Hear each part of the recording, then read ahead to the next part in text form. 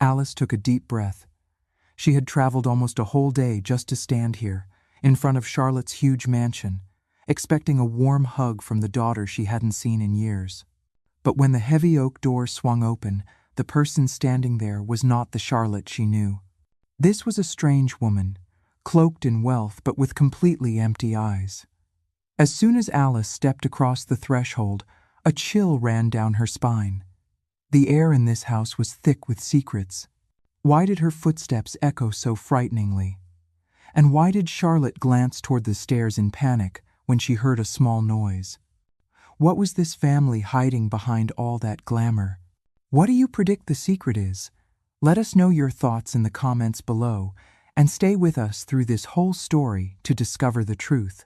Alice got out of the Uber carefully, adjusting her cardigan over her shoulders. In front of her stood an imposing mansion, surrounded by perfectly manicured gardens and a fountain that shot crystal-clear water into the sky. Her heart was pounding.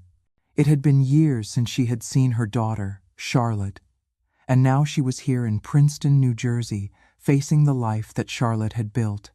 But before taking the first step toward the front door, a noise caught her attention. A scream came from inside the house, sharp and full of desperation. Then, a loud bang shattered the silence. Alice felt a chill run down her spine.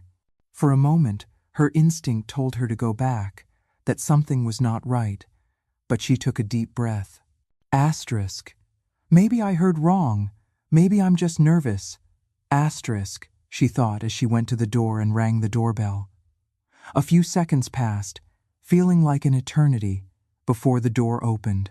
There was Charlotte, with her perfectly styled hair and a flawless blue dress. Her daughter was still beautiful, but something in her face was off. Her smile didn't reach her eyes, and her movements were tense, almost mechanical. "Mom," Charlotte exclaimed, giving her a quick but distant hug. "So good to see you. Come in, please come in." Alice entered, dragging her small suitcase, and found herself surrounded by a world she couldn't comprehend. The marble floors gleamed under a crystal chandelier hanging from the ceiling, and the walls were adorned with softly colored paintings in golden frames. However, despite all the beauty, there was something about the house that made her feel cold inside. "What a large and beautiful house, dear," Alice said, trying to break the silence as she looked around. "Thanks, Mom." Charlotte's voice was polite but empty, devoid of emotion. "You know I worked hard to get this." As Charlotte led her to the main living room, Alice tried to hide her concern. "Are you okay, dear? I thought I heard something when I arrived. A scream, I think." Charlotte stopped abruptly, but didn't turn around. Alice noticed how her daughter's back tensed up, and her hands, holding her phone, trembled slightly. "Oh, Mom, it's nothing. The television is on loudly in the media room. I must have startled one of the staff when I called out," she finally replied, turning with a forced smile. "You know how these big houses echo. Please, come in." Alice didn't press, but her heart told her that something wasn't right. Charlotte led her to a huge white sofa in the living room. "Sit down, Mom. You must be tired from the trip. I'm going to ask Kimberly to prepare something for you to eat." Alice settled onto the sofa as Charlotte disappeared down a hallway. The mother took the moment to observe more closely. Every corner of the mansion looked like it was out of a magazine. The enormous grand piano in one corner, the marble sculptures, the large windows that let in the sunlight. But despite all that opulence, Alice couldn't shake the feeling that something was wrong. Her eyes stopped on a portrait hanging on the wall. It was a painting of Charlotte with her husband, Raymond. They both looked happy, but Charlotte's eyes seemed dull, as if there was something broken behind her smile. It was then, as she glanced up the main staircase, that she noticed it. At the end of the second-floor hallway, visible from where she stood, was a door different from the others. It was older, with a heavy, dark design. But what really caught her attention was the padlock keeping it shut. Alice felt a shiver. Something about that door drew her in, but it also provoked a deep fear. Charlotte returned at that moment, interrupting her thoughts. She brought a glass of water and left it on the table. "Kimberly is already preparing your room, Mom. Do you need anything else?" Alice pointed to the door at the end of the hallway. "Dear, that door. What's in there?" For an instant, Charlotte's face hardened. It was such a subtle change that Alice almost missed it, but for a mother, those details never go unnoticed. "It's just a storage room." "There's nothing interesting in there, Mom," Charlotte replied quickly, picking up her phone as if to distract herself from the conversation. "I'm going to handle a work matter." That dismissal was too fast, too cold. Charlotte is clearly running from that question, and Alice, like any mother, can see the lie right through her. "I'll see you in a bit." Alice didn't insist, but as she watched her daughter disappear down another hallway, her suspicions grew. She looked again at the locked door and thought, "What are you hiding, Charlotte?" She knew she couldn't ignore what she was feeling.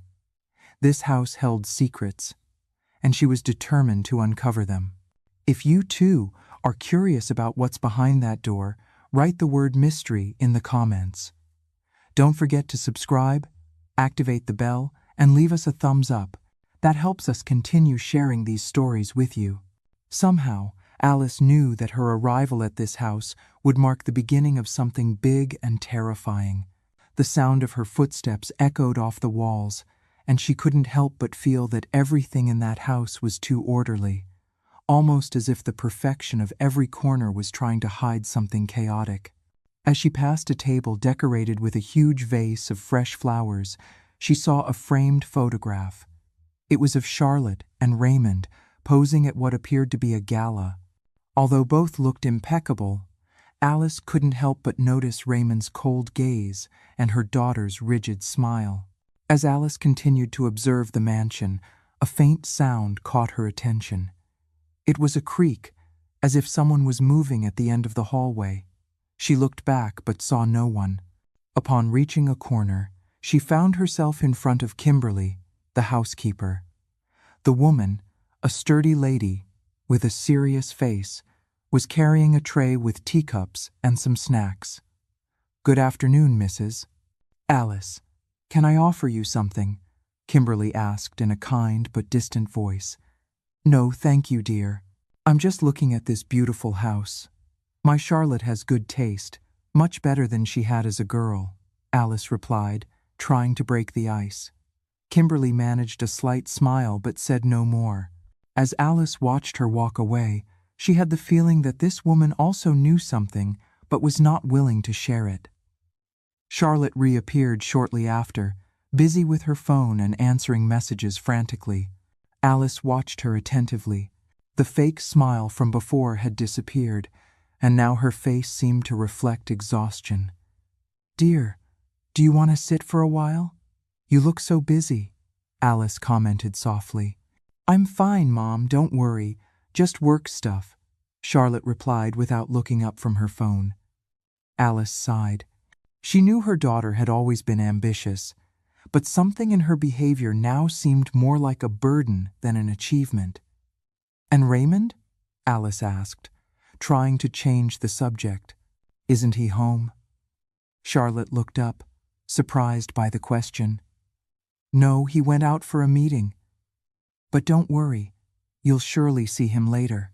The tone of her voice was so neutral that Alice couldn't help but notice a certain discomfort. Although Charlotte was trying to appear normal, something in her body language betrayed her. The constant tapping of her fingers on the table, the gaze that avoided her mother's eyes directly at all pointed to Charlotte hiding something. "You know, dear, this house is beautiful, but I feel a little lonely here."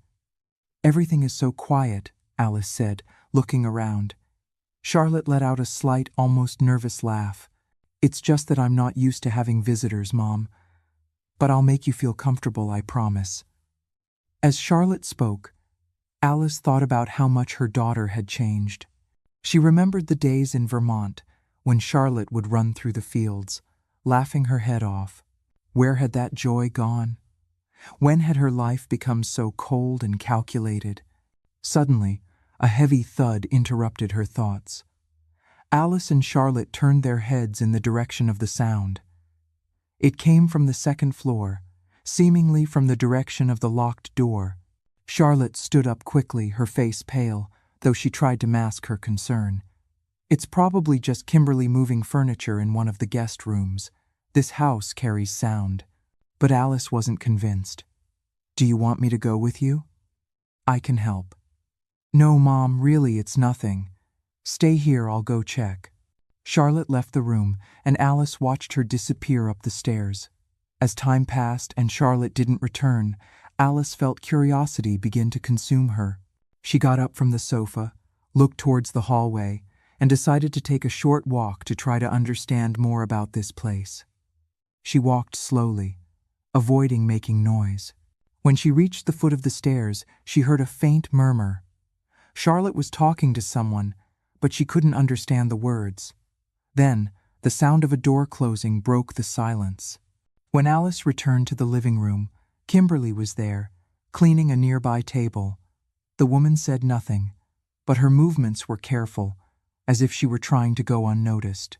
Kimberly, dear, can I ask you something? Alice said, approaching. Kimberly stopped, holding a damp cloth in her hands. Of course, ma'am. What do you need? That door in the hallway. Why is it locked with a padlock? Kimberly blinked rapidly, as if the question had taken her by surprise.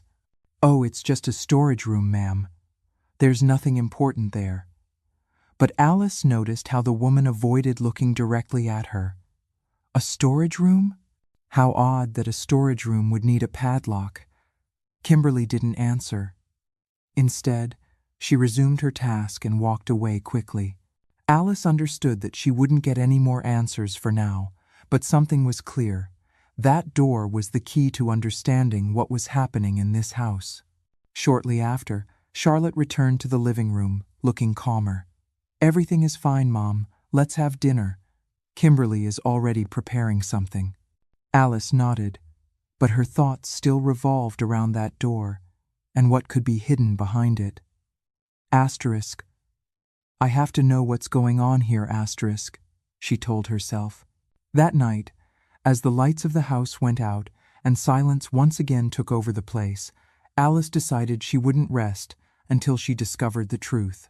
That night, Alice settled into the room Charlotte had prepared for her. It was spacious, with elegant furniture and a bed so large it seemed designed for a queen. The thick curtains completely blocked the outside light, but the silence of the mansion made the atmosphere feel heavy, almost oppressive. Alice stared at the high ceiling, trying to calm her mind. There were too many unanswered questions. She couldn't stop thinking about Charlotte's strange reaction to the locked door, nor about the bang they both heard earlier. Something was happening in that house, and she felt it deep down in her soul. Alice sat up in bed, trying to organize her thoughts. It had been years since she'd had a sincere conversation with her daughter. What had happened to her? What had changed her so much? No matter how hard she tried, she couldn't connect the cheerful young woman she remembered with the cold, distant woman who now lived in this mansion. A sudden noise interrupted her thoughts. It was a faint sound, like a creak, but enough to startle her. Alice got up carefully, making sure not to make any noise. She opened her bedroom door and looked down the hallway. The house was shrouded in dimness, illuminated only by a few decorative lights flickering on the walls. Again, she heard the creak, clearer this time. It came from the corridor. Alice moved forward slowly, leaning against the wall to prevent her steps from echoing. Her gaze fixed on the end of the hallway, where the mysterious door with the padlock was. Suddenly, she made out a figure. It was a tall man with gray hair walking toward the door. Alice stopped dead, pressing her chest to control her breathing. Who was that man, and what was he doing there at this hour? As he passed under a dim wall light, she recognized him as the groundskeeper she had briefly seen in the garden earlier that day. Charlotte had mentioned his name was Walter. He took a set of keys from his pocket and bent toward the door. Alice watched him carefully from the shadows. Walter inserted a key into the padlock, but before opening it, he looked to both sides of the hallway, making sure no one was watching. Alice stepped back a bit, afraid of being discovered. When she peeked out again, Walter had already disappeared inside the room, leaving the door ajar. The groundskeeper? This secret is bigger than just Charlotte. The staff is involved. What could they possibly be hiding in there that requires this level of secrecy? A faint light came from inside, but Alice couldn't make out what was in there. Curiosity almost pushed her to get closer, but something stopped her. Maybe it was fear. Maybe respect for her daughter's privacy. But she decided to return to her room and wait. She told herself she could try talking to Walter at some point, but not now, not in the middle of the night. However, her thoughts kept revolving around what she had seen. What could be so important as to be under lock and key? Alice settled back into bed, but sleeping seemed an impossible task. Hours later, when absolute silence once again took over the house, Alice heard another sound. It was a soft, rhythmic tapping, as if something was hitting against a surface. Unable to ignore it, she got up once more and opened her bedroom door. This time, the sound was coming from downstairs. She went down the stairs carefully, holding onto the handrail, and reached the main living room. The moonlight streamed through the windows, illuminating the furniture and decorations. The sound was clearer now and came from the kitchen. As she approached, she distinguished the figure of Kimberly. The woman was standing by the table with a cloth in her hands, cleaning something. But there was something strange in her expression. Her face was tense, and her movements seemed mechanical. "Kimberly," Alice said in a low voice, trying not to startle her. Kimberly turned her head quickly, her eyes wide. Upon seeing Alice, her face relaxed a bit, though she still seemed nervous. "Is everything all right, ma'am? Do you need something?" she asked, leaving the cloth on the table. "I heard noises and thought maybe, well, that someone else was awake." Kimberly nodded slowly. "Yes, sometimes the house makes a lot of noise at night. It's old, you know." Alice didn't believe the explanation for a moment. The house could be many things, but old was not one of them. However, she decided not to insist. "Have you been working here long, Kimberly?" Alice asked, trying to sound casual. "Yes, ma'am. A few years. Mrs. Charlotte hired me when they moved in here. You must know this house very well then." "Well enough, ma'am." Alice noticed that Kimberly seemed uncomfortable with the conversation, but decided to try one more time. "That door in the hallway. Is it true that it's just a storage room?" Kimberly tensed visibly, but maintained her composure. "Yes, ma'am. It's a storage room." Before Alice could ask further, a new noise echoed through the house. This time it was louder, a bang that came from the second floor. Kimberly stood up quickly, almost as if she had been expecting it. "You should go back to your room, ma'am. It's late, and it might have been the wind again." Without waiting for a response, Kimberly left the kitchen in the direction of the noise. Alice stood there, looking down the empty hallway, wondering if she would ever get answers. When she finally returned to her room, sleep did not come easily. The thoughts about the locked door, Walter, and Kimberly kept her awake for hours. In the end, she closed her eyes only to be awakened by the morning light filtering through the curtains. She knew this was just the beginning, and that to understand what was happening in this house, she would have to be patient and brave. The next morning, Alice woke up with a sense of unease. The accumulated fatigue from lack of sleep still weighed on her shoulders, but it was the mental exhaustion, more than the physical, that kept her alert. As she dressed, she heard Kimberly walking down the hallway, lightly knocking on the doors to announce breakfast. When she went down to the dining room, Charlotte was already there, sitting at the end of a long, dark wood table with a coffee in her hands and her face buried in her phone. "Good morning, Mom," she said without looking up, as if the words were a formality rather than a genuine greeting. Alice, still with a mother's warmth, replied, "Good morning, dear. I slept well, but I think this house has a life of its own at night."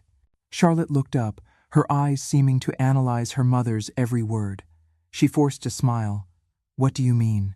"Just that I heard some noises. But don't worry, I'm probably just used to the sounds of the countryside. Everything is different here." Charlotte put her phone down on the table and took a sip of coffee. "This house can be a bit noisy. Yes, the pipes and the floors, normal things in big places like this." Alice noticed how her daughter avoided going deeper into the subject, diverting the conversation to trivial questions about breakfast. However, something else captured Alice's attention. A pair of documents that Charlotte had left on the side of the table. They were folded, but she managed to read part of a header. Asterisk. Confidential asterisk. The breakfast passed in a strange atmosphere. Kimberly came and went with plates and utensils but barely spoke. Her expression was as neutral as ever, though Alice could feel the tension in the air. After breakfast, Charlotte quickly disappeared, mentioning she had to attend to some matters before dinner. The day passed slowly for Alice, who decided to walk around the mansion to get to know the place better. The impeccably decorated rooms showed an elegant and modern style, but none of them seemed to have the warmth of a home. Everything was designed to impress, not to be lived in. As she looked out the living room window into the garden, she found Walter, who was meticulously pruning the rose bushes near the fountain. She decided to seize the opportunity and stepped outside. "Mrs. Alice, do you need anything?" he asked, pausing his work. "I'm just looking around the house. This is the first time I've visited Charlotte since she moved here." Walter nodded, returning his attention to the vase. "It's a very large house, but Mrs. Charlotte has always been very detail-oriented with every space." Alice observed the man's face as he spoke. His tone was kind, but his eyes seemed to hide something. "Tell me, Walter, have you been working here long?" "Since Mrs. Charlotte and Mr. Raymond moved in a few years ago. You must know this house well then, even the secrets it keeps," Alice said in a soft but direct tone. Walter looked up for a moment but quickly refocused on the flowers. "In a house like this, there are always stories, ma'am. But most are just that. Stories." Alice knew she wouldn't get any more answers from him at that moment, so she decided to change the subject. When it was time for dinner, Alice headed to the dining room with a sense of expectation. Charlotte had mentioned it during the morning but gave her no details. Upon entering, she found the table perfectly set with crystal glasses and lit candles. Kimberly was placing the final touches, and on the other side of the table was Raymond, whom she had not yet met. Raymond stood up upon seeing her enter, a calculated smile on his face. He was a middle-aged man with an elegant bearing and a look that radiated control. He extended his hand to Alice. "Mrs. Alice, a pleasure to finally meet you. Charlotte has told me a lot about you."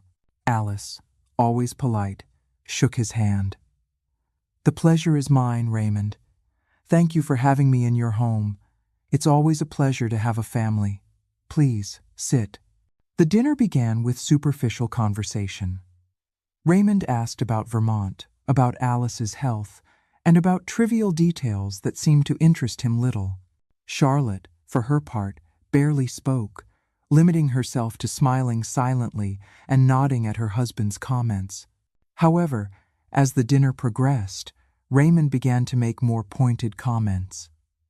"It must be a big change for you, Alice, going from a modest house in the country to a place like this. I'm sure you've never seen anything like it." Alice looked up and smiled serenely. "It's true, Raymond. I've never been in a place so large. But I think what's important about a house isn't its size, but how you feel in it." Raymond let out a slight laugh, and his eyes fixed on Charlotte with a coldness that chilled Alice. "Wise words, Alice. But stability is what matters. Something Charlotte learned the hard way, didn't you, dear? One must be strong enough to cut away impractical sentiments. Charlotte's hand trembled, spilling a drop of water. She pressed her lips together, her face pale and visibly uncomfortable, saying nothing as she stared at her plate. Alice observed the interaction, realizing this wasn't just a power dynamic, it was the practiced control of a tamer over a wounded animal.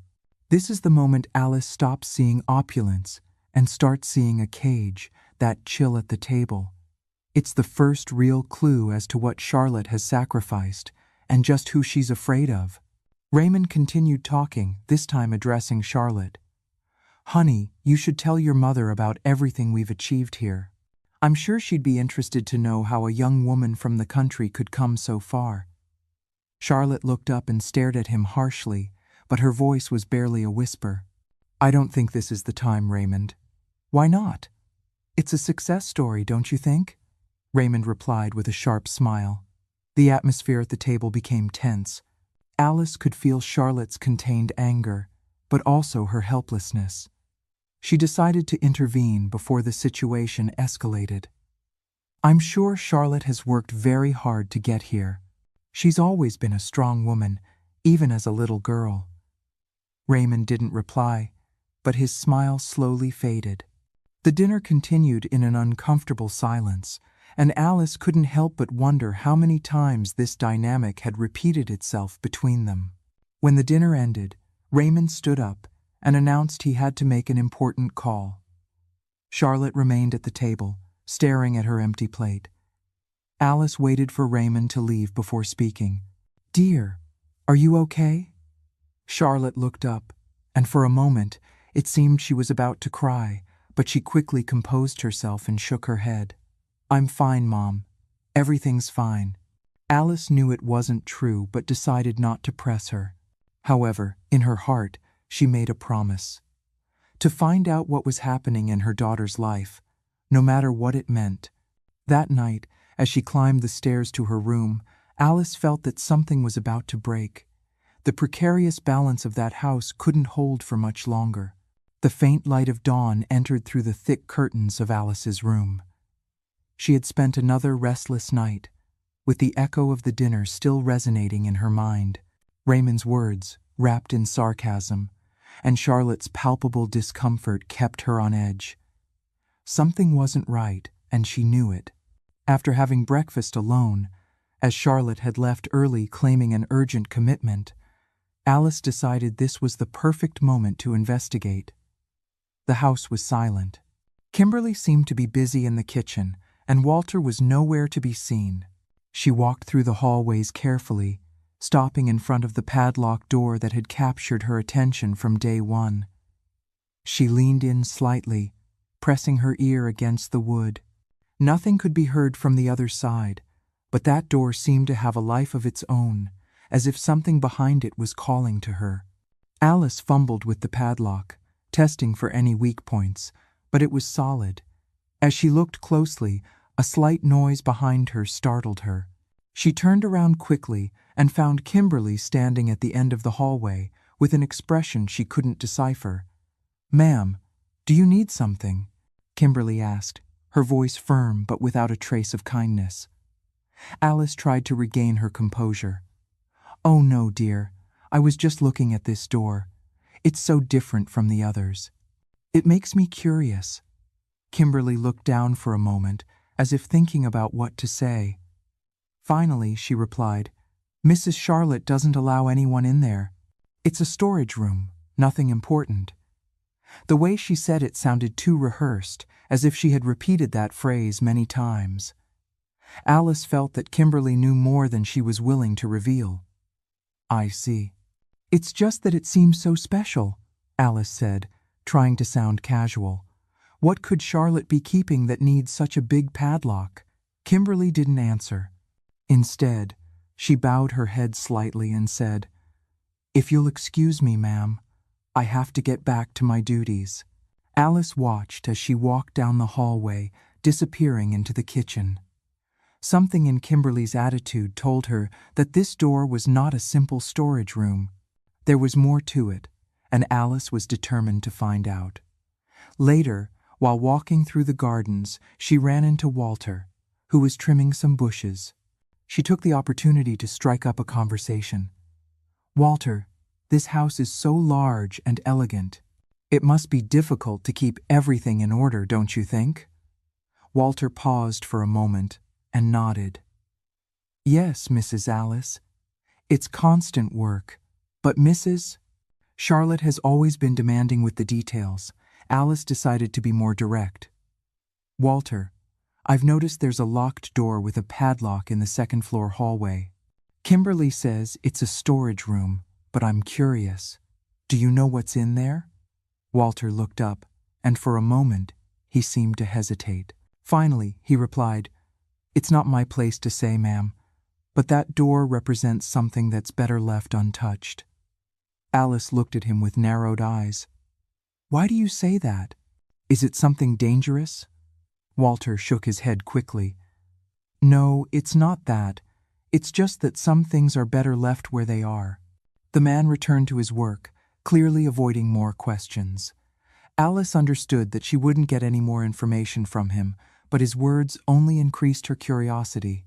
That night, while Charlotte and Raymond were in the living room, seemingly busy with a tense conversation about business, Alice decided to act. She knew that if she wanted answers, she would have to get them herself. She waited until the house was in complete silence. She put on a light robe and left her room, moving stealthily down the hallway. The door was still there, immutable, its padlock shining in the dim light. Alice had brought a small hairpin she had found in her purse.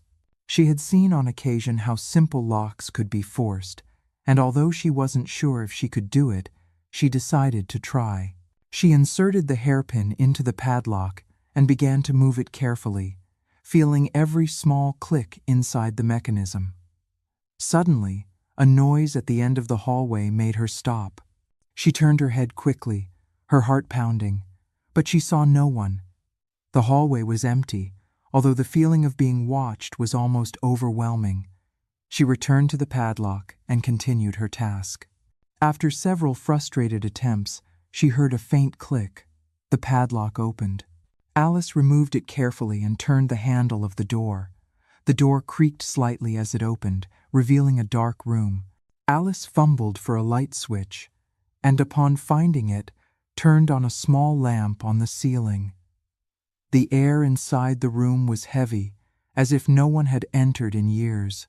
In the center was an object that immediately caught her attention, a small, worn wooden crib, but still intact. Beside it, a box full of old toys and children's books. Alice felt a lump in her throat. Why was there a room like this in this house? As she approached the crib, she noticed something else, a framed photograph on a small table. She took it with trembling hands and looked at it closely. It was Charlotte, holding a baby in her arms. The picture was old, but her daughter's face was filled with a happiness Alice hadn't seen in years. A baby. This isn't just a secret, it's a hidden life, a hidden grief.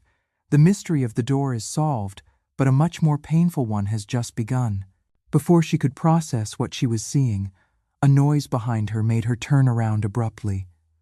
Kimberly was at the door, her eyes wide, and her breath coming in short gasps. "Mrs. Alice, you shouldn't be in here," Kimberly whispered, her voice trembling. Alice held the photograph against her chest. "Kimberly, what is all this? Why did Charlotte never tell me anything?" Kimberly shook her head, tears starting to form in her eyes. "I can't tell you anything, ma'am. Please, get out of here before someone else finds out." Alice knew in that moment that Kimberly knew more than she was saying, but the terrified expression on the woman's face indicated that it wouldn't be easy to get the truth out of her. Slowly, she left the room, closing the door behind her. That night, as she tried to sleep, Alice couldn't get the image of Charlotte with the baby out of her mind. Alice couldn't wait until morning. The need to understand was too strong. She crept out of her room and walked silently down the hall. As she passed Charlotte's bedroom, she heard a sound, a soft, stifled weeping. The door was ajar. Alice peered inside. In the moonlight, she saw her daughter, Charlotte, sitting on the floor, clutching a small, worn stuffed animal to her chest. She wasn't crying loudly. It was a deep, shuddering, soundless grief, the kind of sorrow that has become a permanent resident in one's soul. She rocked back and forth, whispering a name Alice couldn't hear. 20 years, Charlotte whispered. It's been 20 years. Alice stepped back, her heart breaking. This wasn't just a secret, it was a wound that had never healed. Something in her heart told her there was much more to that story, and she was determined to get to the bottom of it, no matter what it cost her. The morning arrived slowly, and with it, a tense air that seemed to envelop the mansion. Alice sat on the bed, looking at the photograph she had found the night before in the forbidden room. She couldn't shake the image of Charlotte with a baby in her arms. Her heart filled with questions, but what hurt the most was not understanding why her daughter had kept something as important as a child a secret. She decided it was time to confront Charlotte. She couldn't keep walking in circles, surrounded by lies and evasions. She took a deep breath, smoothed her skirt with trembling hands, and left the room in search of her daughter. She found Charlotte in the dining room, reviewing documents and her phone while having coffee and toast for breakfast. Her posture was rigid, and her expression indicated she was somewhere else, far from the reality surrounding her. "Good morning, Mom," Charlotte said, without looking away from the screen, barely raising her hand in an automatic gesture. Alice didn't respond immediately. She sat down across from her daughter, placing her hands on the table, searching for the right words to begin. "Charlotte," she finally said, her tone soft but firm, "we need to talk." Charlotte slowly looked up, noticing the seriousness on her mother's face. For a moment, she seemed disoriented, but then she sighed wearily. "About what, Mom?" "I'm a bit busy right now." Alice didn't look away. She took the photograph from her skirt pocket and placed it on the table in front of Charlotte. Her daughter's expression changed instantly. Her face turned pale, and her hand trembled slightly as she tried to pick up the photo. "Where did you get this?" Charlotte asked in a whisper, as if the words hurt her. "I found it last night. In that room with the padlock," Alice replied bluntly. "That room you didn't want me to see." "Why, Charlotte? Who is this baby? Why did you never tell me about him?" Charlotte looked away, biting her lower lip as she tried to control the tears that threatened to fall. Her breathing was irregular, and for a moment, it seemed she was about to break down. But then she pressed her lips together and stood up abruptly from the table, taking the photograph with her. "It's not something I want to talk about, Mom. Leave it alone." Alice also stood up, following Charlotte as she hurried out of the dining room. "I can't leave it alone," Alice exclaimed, her voice trembling with emotion. "I'm your mother, Charlotte. How can you expect me to stay quiet when I know you're hiding something so important? That child is your son, isn't he?" Charlotte stopped dead, her back to her mother. Her shoulders began to shake. The rage Alice expected wasn't there. Instead, it was a dam of grief finally breaking. She turned, her face crumpled in a way Alice hadn't seen since she was a child. The photograph fell from her trembling hands. "Yes," she whispered, the word choked with 2 decades of pain. "Yes, I had a son. His name was Logan." She sank to the floor, her composure shattering into 1,000 pieces. "I lost him, Mom. He made me. I lost him." The silence that followed was not a blow, but the heavy, suffocating sound of a truth finally spoken. "He made me." Those 2 words change everything. The truth is finally out, and it's worse than Alice imagined. This isn't just a loss, it's an act of cruelty.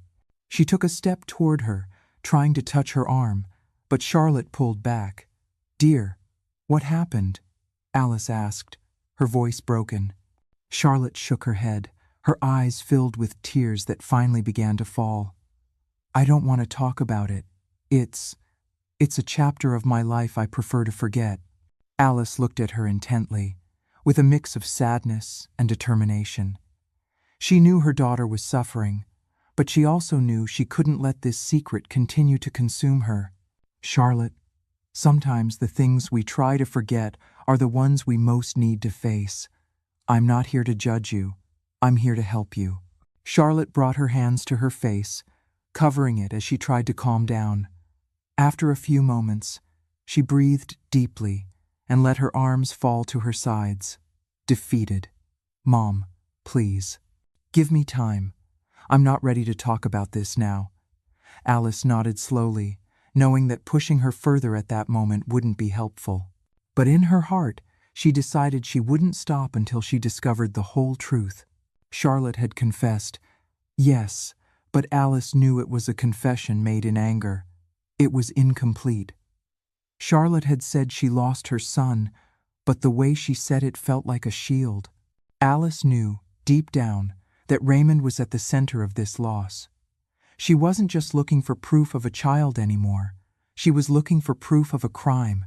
She needed to understand how and why this had happened, and what hold Raymond truly had over her daughter. Later that day, Alice went out to the garden for some fresh air. As she walked among the rose bushes, she ran into Walter, who seemed to be organizing some tools. "Mrs. Alice, is everything all right?" Walter asked, noticing the thoughtful expression on the woman's face. Alice looked at him for a moment before answering. "Walter, last night I was in that room with the padlock. I found things I don't understand. A crib, toys. A photograph of my daughter with a baby. Do you know anything about it?" Walter's face tensed, but he maintained his composure. "Ma'am, I don't think it's my place to talk about that. It's something very personal for Mrs. Charlotte."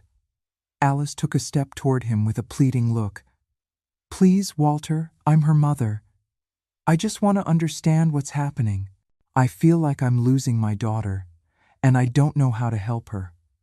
Walter looked down, as if torn between his loyalty to Charlotte and his empathy for Alice.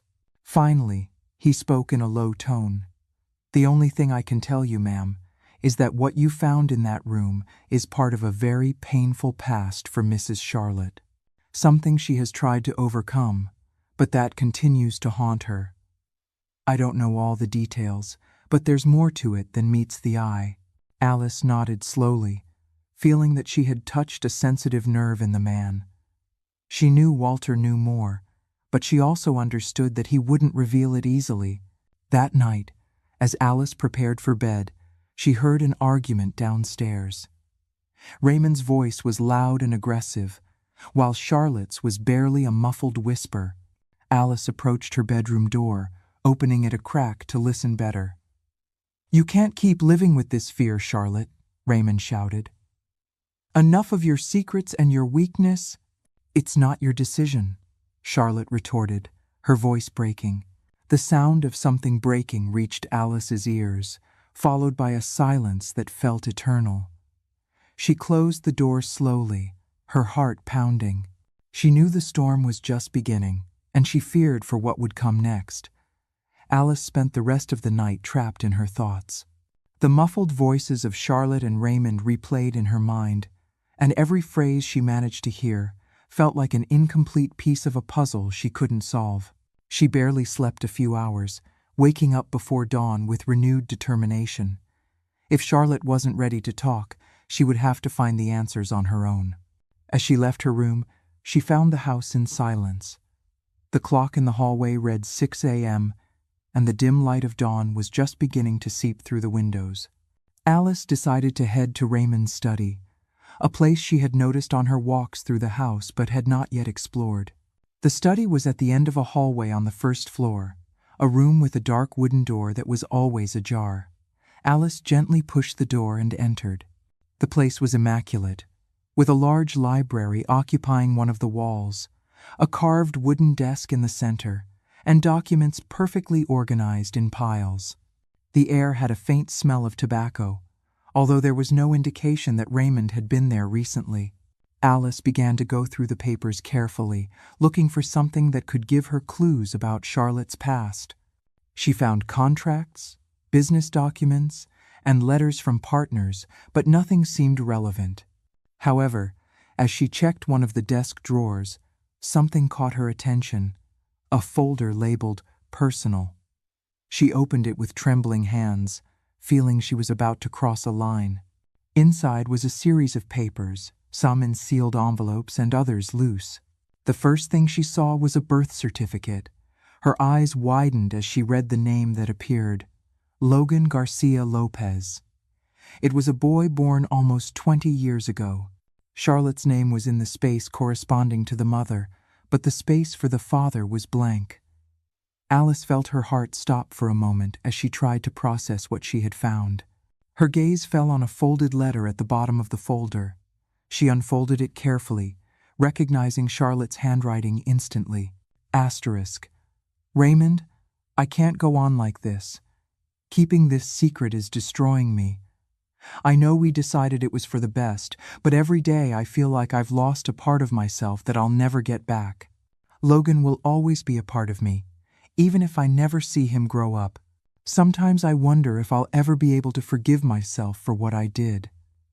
Asterisk. Alice dropped the letter on the desk, unable to hold back her tears. Now she understood. Logan was not just a relic of Charlotte's past. He was an open wound that had never healed.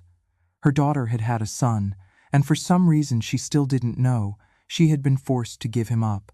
Before she could continue reviewing the papers, a noise in the hallway made her turn abruptly. Walter was standing in the doorway, looking at her with a mixture of surprise and concern. "Mrs. Alice, you shouldn't be in here," he said in a low voice, closing the door behind him as he entered the study. Alice held the birth certificate tightly, showing it to Walter. "Explain this to me. You knew everything, didn't you? You knew about Logan, and you never said anything." Walter sighed deeply, looking at the floor. "Ma'am, it's not my place to talk about this. But yes, I knew about Logan. Everyone in this house knows, except you." "Why?" Alice exclaimed, her voice breaking. "Why did Charlotte never tell me? What happened to that boy?" Walter looked up, his face reflecting a sincere sadness. "Mrs. Charlotte made very difficult decisions, Mrs. Alice. Decisions that were not entirely her own. Raymond had a lot to do with it."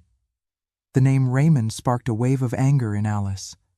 What did Raymond do? Was he the one who forced Charlotte to give up her son?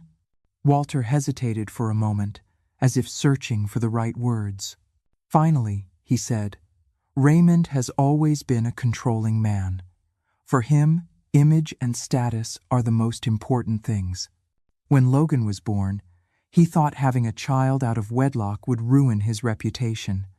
Charlotte was young, vulnerable, and he convinced her it was for the best." Alice clenched her fists, feeling a mixture of pain and fury she could barely contain. "That doesn't justify anything. He had no right to decide for her." Walter nodded slowly. "I know, ma'am. But Raymond has always had a way of manipulating people. And Charlotte, well, I think she still fears him." Before Alice could respond, they heard footsteps in the hallway. Both fell silent, and shortly after, the door flew open. It was Raymond. His expression was severe, and his eyes went from Walter to Alice, stopping on the open folder on the desk. "What the hell is going on here?" he asked in a cold, threatening tone. Alice stepped forward, holding Charlotte's letter. "What's going on is that I've discovered the truth. I know about Logan, Raymond. I know what you did." Raymond closed the door behind him, crossing his arms. "And what do you plan to do with that information, Alice? Do you really think you can change what happened?" "No, but I can change what's happening now. Charlotte deserves to know she's not alone. She deserves to know she has her mother on her side." Raymond smiled contemptuously. "Charlotte doesn't need your help. The only thing you'll accomplish is getting her into more trouble." Alice was not intimidated. The only problem here is you. And I assure you, I will not stay silent. The battle lines are drawn. Alice is no longer just a visitor. She's a threat to Raymond's perfectly controlled world, but underestimating a mother's resolve is a dangerous mistake. Raymond took a step toward her, but Walter intervened, placing himself between them. "Sir, I think it's best if you calm down. It won't help anyone if this gets out of control." Raymond looked at Walter with contained fury but said nothing more. After a few tense seconds, he turned and left the study, leaving the door open behind him. Alice turned to Walter, her heart still pounding. "This can't continue. Charlotte needs to know I'm here for her, and I'm going to confront Raymond, whatever it takes." Walter nodded, but his face showed concern. "If you decide to do that, ma'am, do it carefully. Raymond is not someone who takes threats well." Alice knew Walter was right, but she also knew she had no choice. Charlotte deserved the truth, and she wouldn't rest until her daughter could reclaim what she had lost. That night, as she prepared to face Charlotte, Alice felt she was entering dangerous territory. But she also knew it was a necessary step to free her daughter from the chains that had kept her prisoner for so long. Alice spent the night torn between grief and indignation. Every word of the letter she had found in Raymond's study replayed in her mind, an echo impossible to ignore. Charlotte had not only lost Logan, but she seemed to have surrendered to a world that had forced her to bury a vital part of her life. But Alice was not willing to accept that resignation. She had come to this house to help her daughter, and she would, even if it meant confronting Raymond himself or unearthing secrets others preferred to leave buried. The next morning, as she headed to the dining room, she found Charlotte in the living room, sitting on the sofa with a cup of tea in her hands. Charlotte was staring out the window but didn't seem to be seeing the landscape. Her face was tired, and the shadows under her eyes revealed she had slept little. "Good morning, dear," Alice said, breaking the silence. Charlotte slowly turned her head toward her mother. She tried to smile, but the expression she managed was barely a reflection of her true state. "Good morning, Mom. Did you sleep well?" Alice approached and sat beside her, studying her daughter's face. For a moment, she thought about talking directly about Logan, about the letter, and everything she had discovered, but she decided to wait. She knew Charlotte needed to open up on her own. "I slept better than you, it seems," Alice said in a soft tone. "Is everything all right, dear?" Charlotte looked at her teacup as if searching for answers in the dark liquid. Finally, she sighed. "Raymond and I argued last night. It's nothing serious, but lately, I feel like we're always fighting about things that shouldn't matter." Alice placed a hand on Charlotte's, trying to comfort her. "Charlotte, sometimes arguments are just the surface of something deeper. Is there anything you want to tell me?" Charlotte looked up, and for a moment she seemed about to speak, but then, as if something stopped her, she shook her head. "No, Mom, I'm fine. It's just stress." Alice knew she shouldn't insist at that moment, but something in her daughter's eyes confirmed that the barriers were beginning to crumble. Later, while Charlotte was busy with some matters in Raymond's study, Alice decided to explore more of the mansion. During her tour, she came to the library, a large room with shelves covering the walls from floor to ceiling. It was a quiet place, but at the same time, it seemed laden with secrets. As she browsed the books, she found one that seemed out of place. It was a diary with a worn leather cover. Alice took it carefully and opened it. The first pages were filled with childish scribbles and drawings of flowers and animals. But further on, the handwriting changed, becoming more mature and recognizable. It was Charlotte's writing.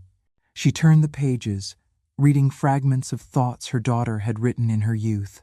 There were entries about her dreams of studying, her desire to travel, but what caught Alice's attention the most was an entry dated approximately 20 years ago. Asterisk. "Today, they told me I have to decide. Raymond says it's for the best, But I can't help feeling like I'm losing something I can never get back. Logan is so small, so innocent. How can I give him up? But Raymond insists we have no other choice. He says it's for our future. But what future can there be if I leave my own son behind? Alice closed the diary with trembling hands, her eyes filled with tears. This entry confirmed what she already suspected. Raymond had pressured Charlotte to give Logan up. It wasn't a decision Charlotte had made on her own, but an imposition, a cruel sacrifice that had marked her forever. Alice held the diary in her lap, feeling a mixture of sadness and fury. Her daughter had carried this weight for 2 decades, and Raymond had continued living his life as if nothing had happened. But what hurt her most was thinking about Logan, a child who had been torn from his mother's arms and was now a stranger to them all. Later, Alice ran into Walter again in the garden. The man seemed busy arranging some plants, but upon seeing Alice's expression, he put down his tools and approached. "Is everything all right, Mrs. Alice?" he asked with concern. Alice nodded slowly, though her face showed the emotional burden she was carrying. "Walter, I found Charlotte's diary. What they did to her, what Raymond did to her, it's unforgivable." Walter looked down, as if Alice's words were a truth he too had carried in silence. "Ma'am, what happened was very difficult for everyone, but no one suffered more than Mrs. Charlotte." Alice took a deep breath, trying to calm herself. "I need to find Logan, Walter. My daughter deserves a second chance with him." Walter looked at her intently, as if evaluating her determination. Finally, he nodded. "There is someone who can help you. A man who used to work as an investigator for Mr. Raymond. I think he still lives in the city. I could contact him for you." Alice felt a spark of hope in her chest. "Do it, please. I need to know where Logan is." That night, while Charlotte dined with Raymond in the living room, Alice remained in her room, holding her daughter's diary and reflecting on everything she had discovered. She knew the path to the truth would not be easy, but she was willing to face it. When she finally turned off the light to try to sleep, a question kept spinning in her mind. How would Charlotte react when she found out that her mother was determined to find the son she had lost? Deep down, Alice knew that the confrontation with Raymond was inevitable, but she also knew she could no longer turn back. Alice woke at dawn to the sound of hurried footsteps in the hallway. From the ajar door of her room, she could hear low voices that seemed to be coming from the main entrance. Silently, she got up and walked barefoot to the edge of the stairs, trying to understand what was happening. From her position, she could see Charlotte standing by the door, talking to a man who was holding a thick envelope in one hand and a black briefcase in the other. He was wearing a dark suit and had a formal appearance, but his attitude was clearly tense. Charlotte seemed nervous, constantly glancing towards the interior of the house as if she feared being seen. Alice hid behind the banister, listening carefully. "Did you find him?" Charlotte asked, almost in a whisper. "Not entirely," the man replied, his tone firm. "But I have solid leads. The young man left Philadelphia years ago, but I believe he's in New York City now. Here are the documents with the information I found." Charlotte took the envelope with trembling hands but didn't open it. Her gaze was fixed on the man. "This has to be completely confidential, understood? I don't want Raymond to find out about this." The man nodded seriously. "My discretion is guaranteed, Mrs. Charlotte. But I must warn you, finding him won't be easy. If you decide to go forward with this, you'll have to be prepared to face the consequences." Charlotte sighed deeply, clutching the envelope to her chest. "I know. But I can't leave this in the past anymore." The man bowed slightly in a gesture of farewell and left through the door. Charlotte stood there for a few seconds, staring at the envelope as if it contained the weight of her entire past. Then she closed the door carefully and headed towards Raymond's study. Alice returned to her room, her mind full of questions. Who was that man? What did the envelope contain? And most importantly, what was Charlotte so desperately searching for? During breakfast, Alice tried to observe her daughter carefully, looking for any sign that would reveal what was happening. But Charlotte acted as if nothing had happened. Her attitude was calm, although there was something in her eyes that betrayed her unease. "Charlotte, is everything all right?" Alice asked, breaking the silence that had settled between them. Charlotte looked up from her coffee cup and smiled weakly. "Yes, Mom, everything is fine." Alice knew her daughter wouldn't say more, but she decided not to press her. She still had to act cautiously. Later, while Charlotte was busy on a video call in the study, Alice decided to look for Walter. She found him in the backyard, organizing gardening tools. "Walter, I need to talk to you," Alice said in a tone that brooked no argument. The man stopped what he was doing and turned to her. "Of course, ma'am. What's wrong?" "This morning, I saw a man come into the house. He brought an envelope for Charlotte. They seem to be talking about something important, something she doesn't want Raymond to know about. Do you know who he is?" Walter frowned, clearly uncomfortable with the question. "Ma'am, I'm not sure who that could be." "Walter, please, don't lie to me." "I know you know more than you're letting on," Alice interrupted, looking him directly in the eyes. The man sighed, surrendering to Alice's insistence. "That man is a private investigator. He worked for Raymond a few years ago, but it seems Charlotte has hired him for something else now." "A private investigator? Why would Charlotte need one?" Walter looked down, as if torn between his loyalty to Charlotte and the desire to help Alice. Finally, he said, "I think she's looking for someone, ma'am. Someone she lost a long time ago." Alice felt a lump in her chest upon hearing those words. It was obvious that Charlotte was looking for Logan. "Do you think she'll find him?" Alice asked, her voice barely a whisper. "I don't know, ma'am. But if anyone can help her, it's that man."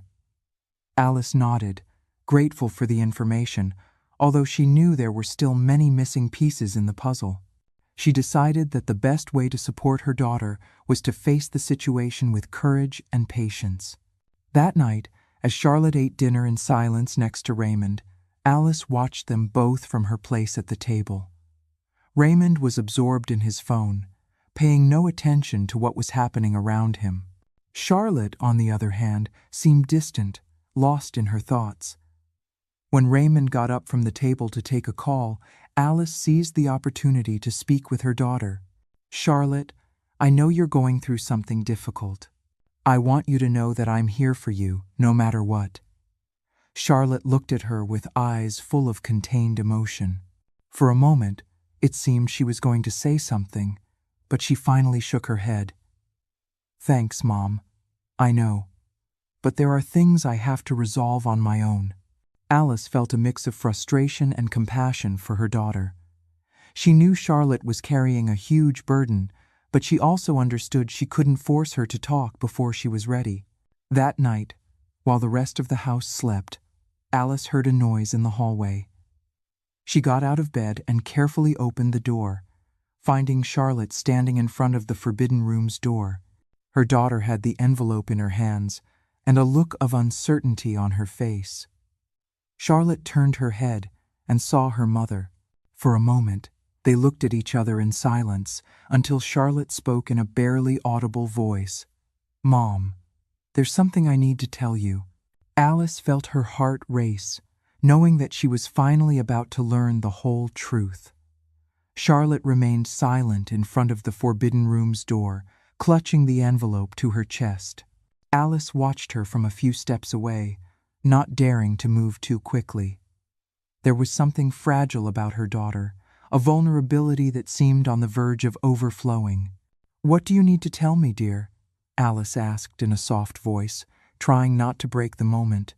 Charlotte slowly turned toward her mother, her eyes filled with a pain she had held in for years. Her breathing was irregular, and she seemed to be debating whether to speak or flee. Finally, after what felt like an eternity, Charlotte extended the envelope toward Alice. "Here, read it."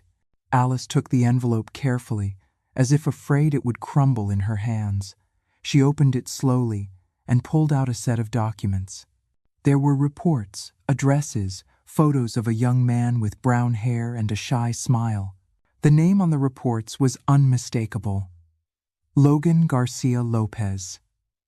"This is the boy from the photograph," Alice stated, her voice quiet. "This is your son." Charlotte nodded, covering her face with her hands as tears began to stream down. "Mom, I told you I lost him. That wasn't the whole truth, Raymond. Raymond made me lose him. He forced the adoption. The full, ugly truth is on the table. It wasn't just manipulation, it was coercion. Now that the secret is shared, mother and daughter can finally fight back together." She pointed to the envelope. "I've been looking for him. His name is Logan." Alice felt a mixture of relief and pain upon hearing those words. She approached her daughter and wrapped her arms around her, letting Charlotte cry on her shoulder. "I knew it, dear. I always knew there was something important in your heart, but I didn't understand what it was. Now I know, and I'm here to help you." Charlotte pulled away slightly, wiping her tears with the sleeves of her blouse. "I don't know what to do, Mom. I'm looking for him, but I don't know if it will be enough. I don't even know if he'll want to see me." Alice held her daughter's hands tightly. "You have to try, Charlotte. You can't keep living with this burden. Logan deserves to know that his mother never forgot him."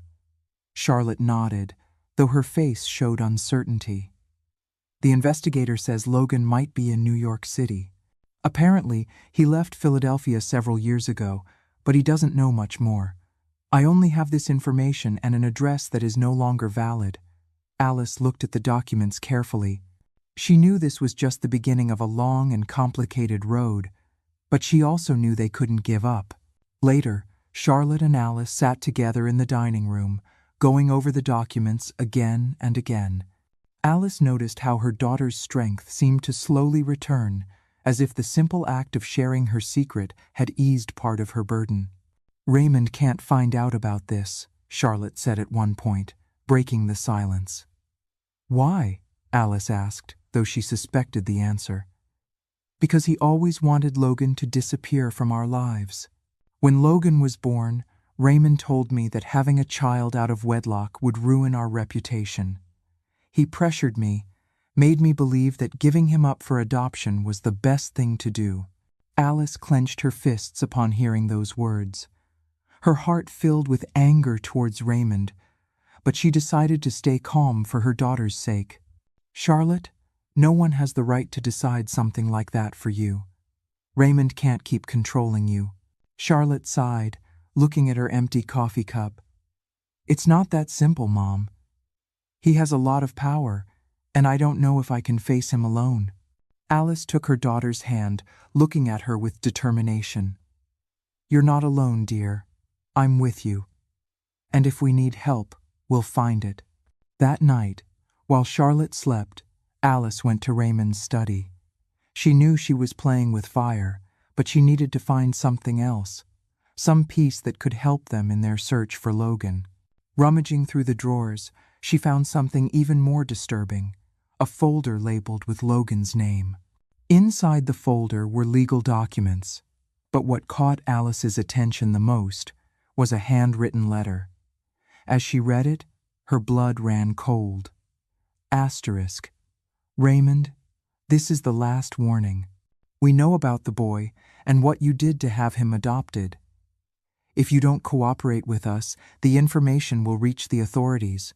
You can't hide behind your money anymore. You have 2 weeks to respond." Asterisk.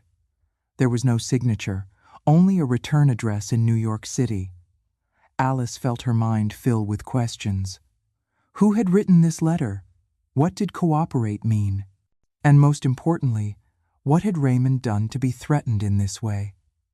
She put the letter in her skirt pocket and returned to her room, knowing she had to talk to Charlotte the next day. But before sleeping, She went over the details in her mind again and again.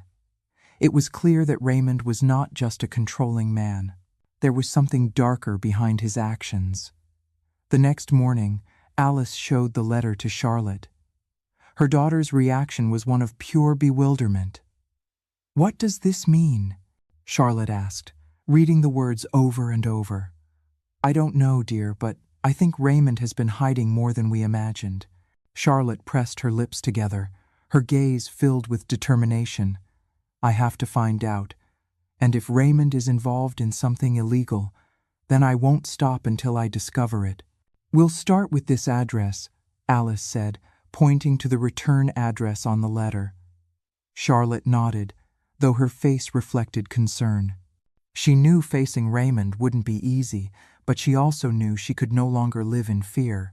That night, as they both prepared the details for their trip to New York City, Alice felt that something had changed in her daughter. For the first time in a long time, Charlotte seemed ready to fight for what she had lost. However, in the back of her heart, Alice couldn't help but fear what they would find when they confronted the past. The day began with a tense calm in the mansion. Alice and Charlotte had spent the night planning their trip to New York City, but the weight of what they were about to face still hung in the air like a dark cloud. Despite their determination, both knew that Raymond's shadow was still lurking. Alice went down to the dining room to discuss the final details of the trip, but instead of her daughter, she found Raymond sitting at the table, reading the newspaper with his usual expression of calculated indifference. Seeing her enter, he looked up and gave her a smile that seemed more like a warning than a kind gesture. "Good morning, Alice. Strange to see you awake so early." Alice maintained her composure, knowing that any wrong word could trigger a confrontation. "Good morning, Raymond. I thought Charlotte would be here." Raymond put the newspaper on the table and took a sip of coffee before answering. "Charlotte left early. She said she had some things to do in the city." Alice nodded slowly, though she knew Raymond was lying. Charlotte had mentioned she would spend the morning at home, preparing her things for the trip. Something was not right. Determined not to stand by, Alice went out to the garden, looking for Walter, who always seemed to know more than he let on. She found him adjusting the sprinkler system near the rose bushes. "Walter, have you seen Charlotte?" Alice asked urgently. Walter looked up, visibly uncomfortable. "Mrs. Alice, I think you should talk to Mr. Raymond. He had a conversation with Mrs. Charlotte this morning." Alice felt a knot in her stomach. Something told her that the conversation had been anything but pleasant. Without wasting time, she went back into the house and up the stairs to Raymond's study. The door was ajar, and from the hallway, she could hear voices on the other side. "You can't go on with this, Charlotte. What do you think you'll achieve by looking for that boy?" Raymond said, his voice laced with contempt. "He's my son, Raymond. My son. How can you even suggest I do nothing?" Charlotte replied, her voice trembling but full of determination. "Your son? He stopped being your problem years ago. You made that decision yourself, or have you forgotten?" Alice pushed the door open and entered the study without waiting for an invitation. Raymond turned to her with a surprised expression that quickly turned to annoyance. "What is the meaning of this, Alice? Are you now spying on our private conversations?" "I don't need to spy to know what you're doing, Raymond. Enough manipulating Charlotte." Charlotte looked at her mother with tear-filled eyes, but before she could say anything, Raymond took a step towards Alice. "You have no idea what you're talking about. Everything I've done has been for the good of this family." "For the good of the family?" Alice exclaimed, her voice trembling with anger. Tearing her son away from her was for the good of the family? Forcing her to live with that pain was your idea of protecting her? Raymond frowned, and for a moment it seemed he was going to respond, but he stopped. Instead, he turned to Charlotte, pointing at her. "You told her everything. Now you go around revealing our secrets as if that's going to solve anything." Charlotte stood up from her chair, facing him with more courage than Alice had seen in a long time. They are not our time's secrets, Raymond. It's my life, my son, and I'm not going to let you control me anymore. Raymond's face hardened, and his voice became lower, almost a threatening whisper. If you continue with this, Charlotte, you will regret it. The fear is finally broken. Charlotte, with Alice by her side, has found her voice. But Raymond's threat is chilling. He's not bluffing. Alice stepped forward, placing herself between Raymond and her daughter. If anything happens to Charlotte, Raymond, I will personally make sure you pay for everything you've done. Raymond let out a bitter laugh, but said nothing more. He left the study, slamming the door behind him, a sound that echoed throughout the house. Charlotte sank into the chair, covering her face with her hands. Alice approached and put a hand on her shoulder. Dear, you're not alone anymore. We're going to get through this together. Charlotte looked up, with tears still streaming down her cheeks. And what if he's right, Mom? What if I can't find Logan? What if he never forgives me? Alice held her daughter's hands tightly. The only thing that matters now is that you try, Charlotte. Logan deserves to know that his mother has been looking for him all these years. Charlotte nodded, though fear was still reflected in her eyes. Later that day, Alice noticed Raymond talking on the phone in the garden, pacing back and forth with nervous gestures. She decided to get close enough to listen. Yes, I need you to find out who wrote that letter, Raymond said in a low but firm tone. I don't care how much it costs, but I want this resolved before it becomes a bigger problem. Alice knew in that moment that Raymond was hiding much more than she had imagined. Not only had he manipulated Charlotte into giving up Logan, but now he seemed to be involved in something much darker. That night, as Charlotte and Alice prepared the final details for their trip, Walter appeared at the door of the room with a grave expression. Mrs. Charlotte, Mrs. Alice, there's something I think you should know before you go. Alice exchanged a worried glance with her daughter before inviting Walter in. She knew that what he was about to say could change everything, but she was ready to face it. Walter stood in the doorway of the room, his hands clasped in front of him and a grave expression on his face. Charlotte and Alice exchanged a worried glance before inviting him in. He closed the door behind him, as if he feared someone might hear what he was about to say. Ladies, Walter began in a low but firm tone, there's something I've been keeping for a long time, something I think you need to know now. Charlotte sat on the edge of the bed while Alice remained standing by the window, her arms crossed. Speak, Walter. Please don't hide anything else from us, Alice said, trying to stay calm. Walter took a deep breath before continuing.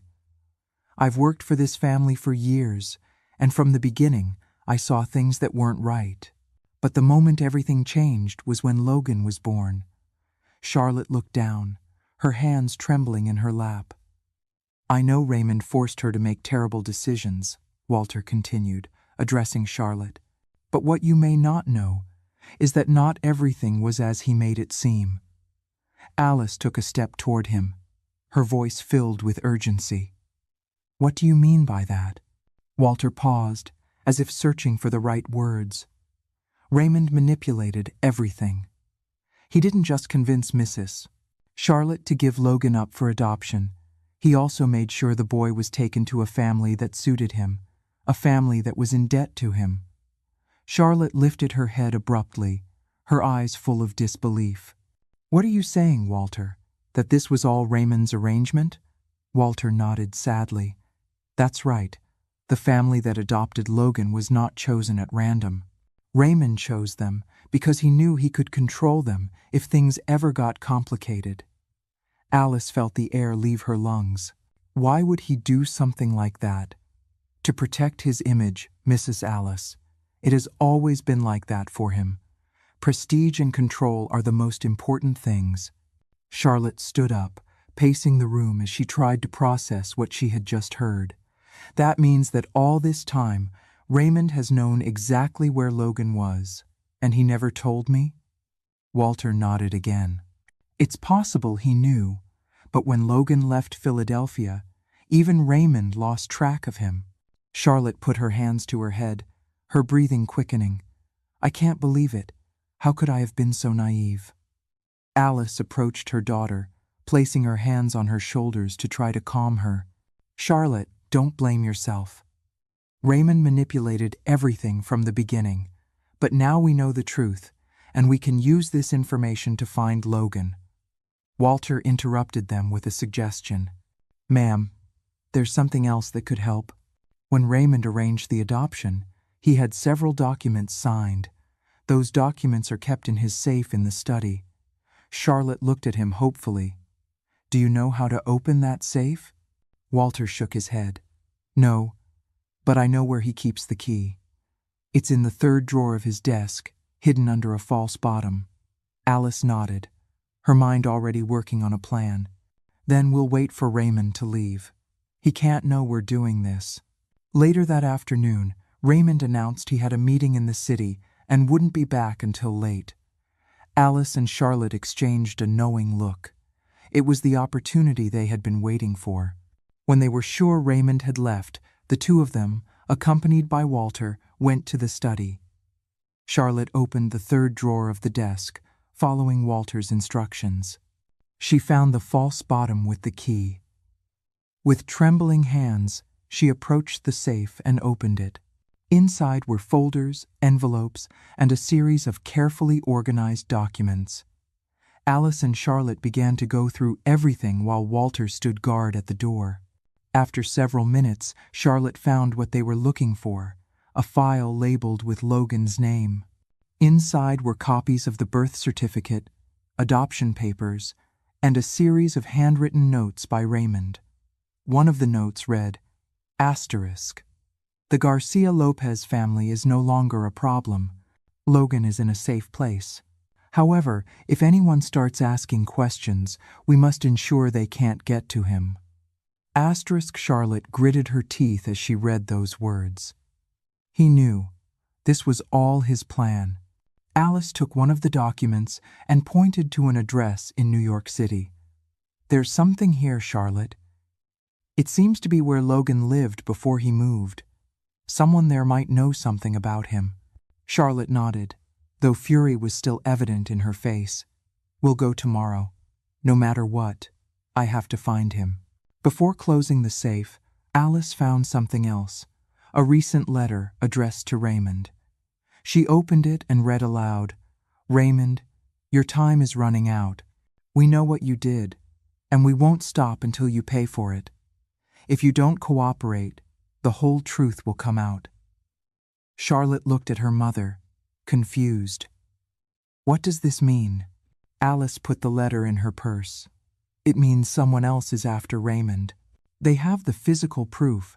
The power in that house just shifted, and Raymond doesn't even know it yet. His own fortress is being dismantled from the inside, and that might work in our favor. Walter approached, whispering urgently, Ladies, we must close this before someone notices. Alice and Charlotte nodded, putting everything back in its place and closing the safe. They left the study with their hearts racing, aware that they were playing a dangerous game.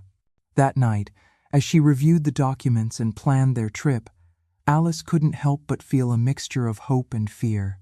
She knew they were getting closer to finding Logan, but she also knew that Raymond wouldn't stand by and do nothing. That night, after reviewing the documents obtained from the safe, Alice and Charlotte sat together in the dining room to go over what they knew. There was an air of tension in the room, as if something invisible was surrounding them. Raymond had not yet returned from his supposed meeting, and both knew their time was limited. Mom, Charlotte said in a low voice, pointing to one of the documents. All of this confirms that Raymond manipulated every step of what happened with Logan. Even the people involved in his adoption were dependent on him. Alice nodded, but her mind was still working on what she had found earlier, the anonymous letter addressed to Raymond. There was something in those words she couldn't ignore. There's something else, Charlotte, Alice said, taking the letter from her purse and placing it on the table. This was in the safe. It seems someone else knows what Raymond did. Charlotte took the letter, her eyes moving quickly as she read. When she finished, she dropped it on the table, her face full of uncertainty. Who could be behind this? And what does cooperate mean? Alice shook her head. I don't know, dear, but whoever wrote this seems determined to bring the truth to light. Before they could discuss further, the sound of a car entering the garage broke the silence. They exchanged a look of alarm. Raymond had arrived.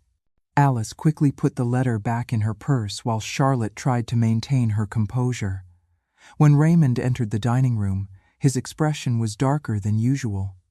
"What are you two doing up so late?" he asked in a tone that tried to sound casual but carried a sharp edge. "Reviewing some work things," Charlotte replied coldly. Raymond approached the table, his eyes moving from Charlotte to Alice. Something in his gaze denoted suspicion. "I hope you're not getting into matters that don't concern you." Alice confronted him directly, her voice firm. "Raymond, everything that concerns my daughter also concerns me." Raymond let out a bitter laugh and shook his head. "Always so meddlesome, Alice. Maybe you should worry about your own life, instead of trying to solve problems you don't even understand." Charlotte shot up, her patience exhausted. "That's enough, Raymond. You have no right to talk to us like that." Raymond stared at her, his expression hardening. "Oh, I have every right, Charlotte. This is my house, and you seem to have forgotten that." Alice stepped forward, her voice filled with a calm but firm anger. "This may be your house, Raymond, but it stopped being a home a long time ago. We're not afraid of you anymore." Raymond's eyes narrowed, and he let out a dry laugh. "Not afraid? You should be. You have no idea what you're stirring up." "I'm not stirring up the past, Raymond. I'm confronting what you stole from me," Charlotte retorted, trying to control her anger. The tension in the room was palpable. Raymond took a step toward her, his words laced with venom. "What I did was for your own good. You were a naive girl who didn't understand the consequences of her actions." "For my own good?" Charlotte replied, her voice trembling with rage. "You took my son from me, Raymond. Does that seem for my own good to you?" Raymond opened his mouth to respond, but Alice intervened.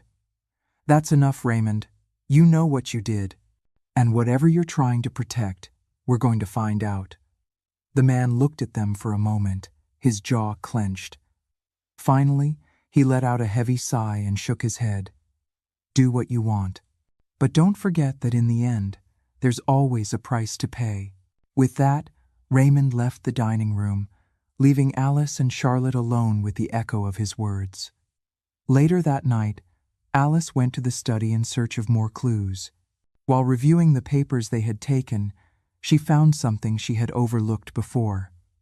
A payment receipt in the name of a man called Martin Wallace. There was a New York City address next to the name. When Alice showed the receipt to Charlotte, her daughter seemed to recognize the name. Martin Wallace. "That was one of Raymond's lawyers. I remember he was present during the entire adoption process for Logan. Then he might know more than Raymond is saying," Alice replied, her mind already planning the next step. "We have to talk to him, but Raymond can't know." That night, they both began to prepare the details of their trip. They knew that time was crucial and that Raymond would not sit idly by. The next morning, as Charlotte and Alice were finalizing their preparations, Walter appeared in the living room with a worried expression. "Ladies, Mr. Raymond left early this morning. I think he suspects something." Charlotte nodded, already anticipating her husband's moves. "It doesn't matter. We'll leave before he gets back." But before they could leave, the sound of the front door opening stopped them in their tracks. Raymond was back, and he wasn't alone. He was accompanied by two men in suits, their faces serious and threatening. "Where do you think you're going?" Raymond asked, his tone icy as he crossed his arms in front of the door. Alice and Charlotte looked at each other, aware that the confrontation they had tried to avoid was now inevitable. Raymond stood in the main entrance of the mansion, his arms crossed, and an expression of superiority that made Alice and Charlotte feel the air grow heavy. The two men accompanying him said nothing, but their gazes were threatening enough that their presence spoke for itself. "You're not going anywhere," Raymond said, his tone icy as he took a step toward them. Charlotte clenched her fists, forcing herself not to give in to the fear Raymond was trying to instill. She had come too far to turn back now. "You have no right to stop me, Raymond. I'm going to find my son, and there's nothing you can do to stop me," she responded firmly, though her voice trembled slightly. Raymond laughed under his breath, but his eyes darkened with a mixture of anger and contempt. "Your son? Now you decide you're a mother after all these years? It's ridiculous, Charlotte. That boy knows nothing about you. He has his life, and you should stay in yours." Alice stepped forward, placing a hand on her daughter's arm to calm her, while simultaneously confronting Raymond. "You don't decide what my daughter can or cannot do, Raymond. We've already discovered your lies, and believe me, we won't stop here." Raymond's smile vanished. He looked at Alice with a mix of irritation and mockery. "What do you think you'll achieve? A happy reunion?" he said with sarcasm. "All you'll find is more pain. Logan is nothing more than a memory you should leave buried." The name Logan on Raymond's lips was like a spark that ignited Charlotte's contained fury. She stepped toward him, facing him directly. "You know what's ridiculous, Raymond? That you think you can keep manipulating me. You no longer have power over me, or over Logan." Raymond clenched his jaw, but before he could respond, one of the men beside him whispered something in his ear. Raymond nodded slowly, and then, to everyone's surprise, he took a step back. "Very well, do what you want. But don't say I didn't warn you," he said before turning and leaving the house, followed by his companions. The silence that remained after his departure was heavy, but Alice and Charlotte knew that Raymond would not stand idly by. His threats were real, and they were both aware that he still had cards up his sleeve. Walter appeared shortly after, his face visibly worried. "Ladies, I think it's best you be careful. Raymond is not one to accept defeat easily." Charlotte sighed, running a hand through her hair in frustration. "I know, Walter, but I can't keep living in fear. This is my only chance to get Logan back." Walter nodded gravely. "There's something else you need to know. Raymond not only controls what happens in this house, he has influence over many people, even outside of Princeton. If you decide to go forward, you must be prepared to face whatever comes." Alice appreciated the words of warning, but her determination did not waver. They had come too far to turn back now. Later that night, when the house finally seemed calm, Alice decided it was time to return to the locked room. Something kept drawing her to that place, as if the answers they were seeking were hidden within those walls. She waited until Charlotte had fallen asleep and walked stealthily through the dark hallways. When she reached the door, she noticed it was ajar, something she hadn't expected. She pushed the wood carefully and entered the room, once again feeling the heavy air filled with memories. She turned on the dim ceiling light and observed the place more carefully. Everything was still in its place: the empty crib, the forgotten toys, and the broken photographs. But this time, something new caught her attention. There was a small wooden box in a corner, covered with a dusty blanket. Alice knelt in front of the box and opened it carefully. Inside, she found more photographs, but these were different. They showed Raymond with an unknown man, shaking hands in front of what appeared to be a law office. There was something in Raymond's expression that made her feel these images were important.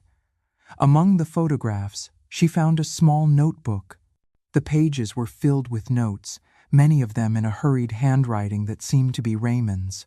One of the entries stood out for being underlined several times. Asterisk. Ensure adoption cannot be reversed. Documents in Wallace's hands. Any contact from Charlotte with the boy must be blocked immediately.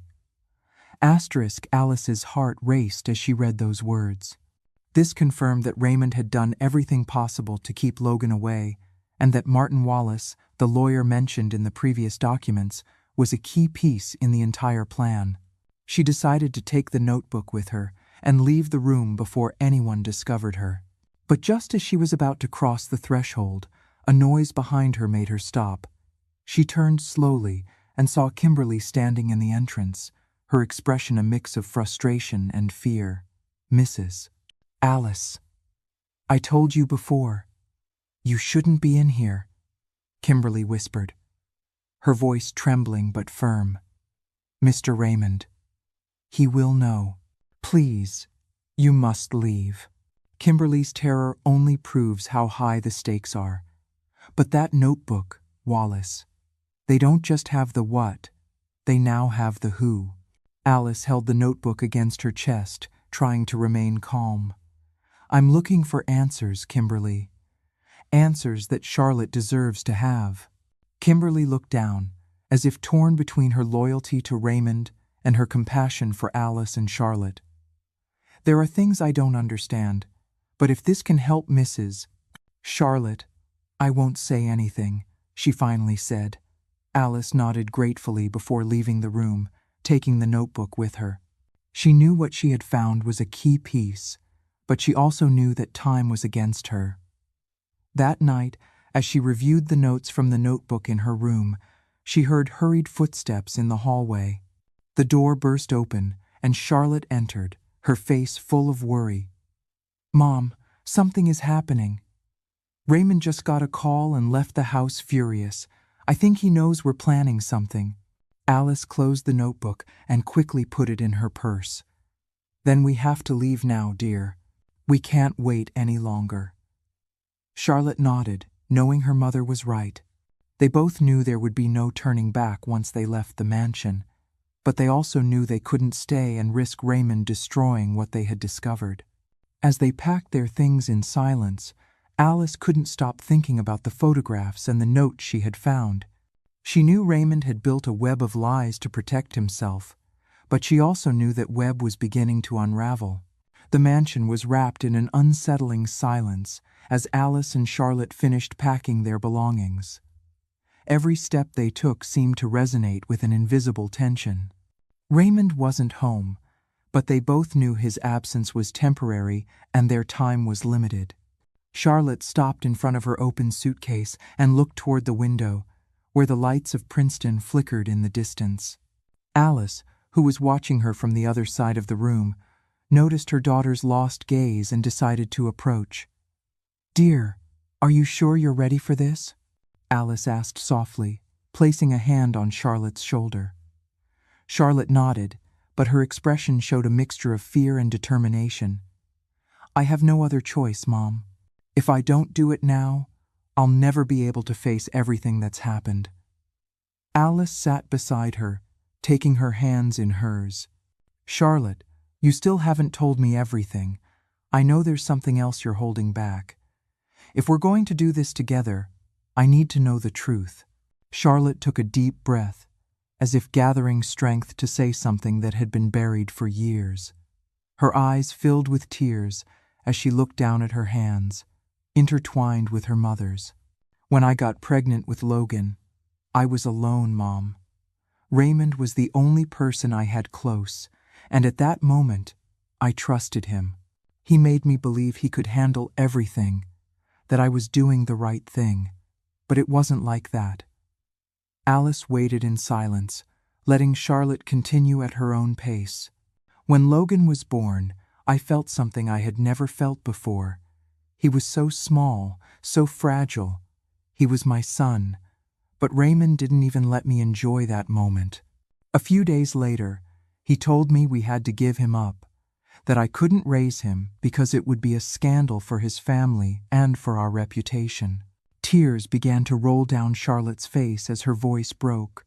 "He took me to that office. He made me sign those papers, and then they took him away. He promised me he would be fine, that he would have a good life, but all I felt was emptiness. From that day on, I was never the same." We finally hear the whole, agonizing story. This is the moment that broke Charlotte. The moment Raymond cemented his control. It's the wound Alice has been trying to heal from the moment she arrived. Alice hugged her tightly, feeling her daughter's pain intertwine with her own sadness. Dear, I'm so sorry I wasn't there for you. Raymond manipulated you, but now we're here together, and we're going to find Logan. Charlotte clung to her mother, crying silently as the weight of her memories began to lighten. After a while, she pulled away and wiped her tears with the back of her hand. Raymond can't keep controlling everything, she said, her voice now firmer. Alice felt a surge of pride seeing her daughter reclaim the strength Raymond had tried to destroy for years. A few minutes later, while Alice was reviewing the documents they had found in the safe, Charlotte stood up abruptly. "There's something else I need to show you," she said, walking toward the door. Alice followed her to the forbidden room, that place that had been the center of so many mysteries since she arrived at the mansion. This time, Charlotte opened the door without hesitation and turned on the light. Alice watched in silence as Charlotte went to a small wooden box hidden in a corner. She opened it carefully and took out an object wrapped in a white cloth. When she unwrapped it, Alice saw it was a small, worn stuffed animal with a bent ear and a torn seam on its side. "This was Logan's," Charlotte said, holding the stuffed animal delicately. "They left it here when they took him away, as if it meant nothing. But for me, it's all I have left of him." Alice felt tears fill her eyes as she looked at the stuffed animal. It was a tangible reminder of the son they had lost and the love Charlotte still felt for him. "We're going to give it back to him, Charlotte. I promise." Charlotte nodded, clutching the stuffed animal to her chest before putting it back in the box. That night, as they both tried to sleep, Alice couldn't stop thinking about what her daughter had confessed. The image of Raymond forcing Charlotte to sign those papers filled her with rage, but also with determination.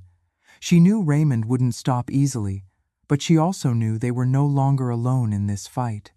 At dawn, Walter knocked gently on their room door. Alice opened it to find him with a serious expression. "Ladies, we have a problem. Raymond has blocked Charlotte's credit cards. You won't be able to leave the city without him knowing." Charlotte appeared behind her mother, her face pale upon hearing Walter's words. "How did he know? Raymond is always one step ahead. He has contacts everywhere," Walter replied regretfully. "But if you really want to go, I can help you." Alice looked at Walter with gratitude. She knew his loyalty had been tested, but he was still on their side.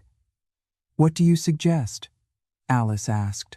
"There's an alternate route to the bus terminal. It's longer, but safe. If you leave now, you might avoid Raymond catching you." Charlotte nodded quickly, grabbing her suitcase. "It doesn't matter how long it takes. We have to go now." As they left through the back door of the mansion, Alice looked back one last time, knowing that what they were leaving behind was a chapter full of pain and secrets. But she also knew that what lay ahead was a chance to reclaim what Raymond had stolen from them. "Charlotte, this time, we're not going to lose." Charlotte squeezed her mother's hand, her eyes full of hope. "No, Mom, this time we're going to win."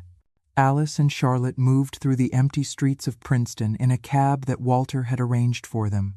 The driver, a middle-aged man with a kind but reserved face, was taking them to a secondary bus terminal, far from the main routes that Raymond might be watching. Both were silent, immersed in their thoughts and the weight of what they had left behind. Charlotte stared out the window, clutching Logan's stuffed animal to her chest, while Alice mentally reviewed the notes from the notebook she had found in the forbidden room. Raymond's words kept echoing in her mind. Asterisk, there's always a price to pay, asterisk. She knew her son-in-law wouldn't let them escape without trying something, but she also knew that every minute they gained brought them closer to the truth. When they arrived at the terminal, Walter was waiting discreetly near the entrance, making sure everything was in order. Seeing them, he approached quickly. "Ladies, everything is ready. The bus leaves in 20 minutes, he said in a low voice, looking around to ensure there was no one suspicious. "Thank you, Walter," Alice replied, taking his hand gratefully. I don't know what we would have done without you. Walter nodded, but his face reflected concern. Take care, and please, stay in touch. Raymond won't rest easy. Charlotte gave him a firm look before giving him a quick hug. Thank you for everything, Walter.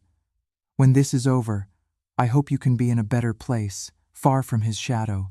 Walter didn't reply, but his look said it all.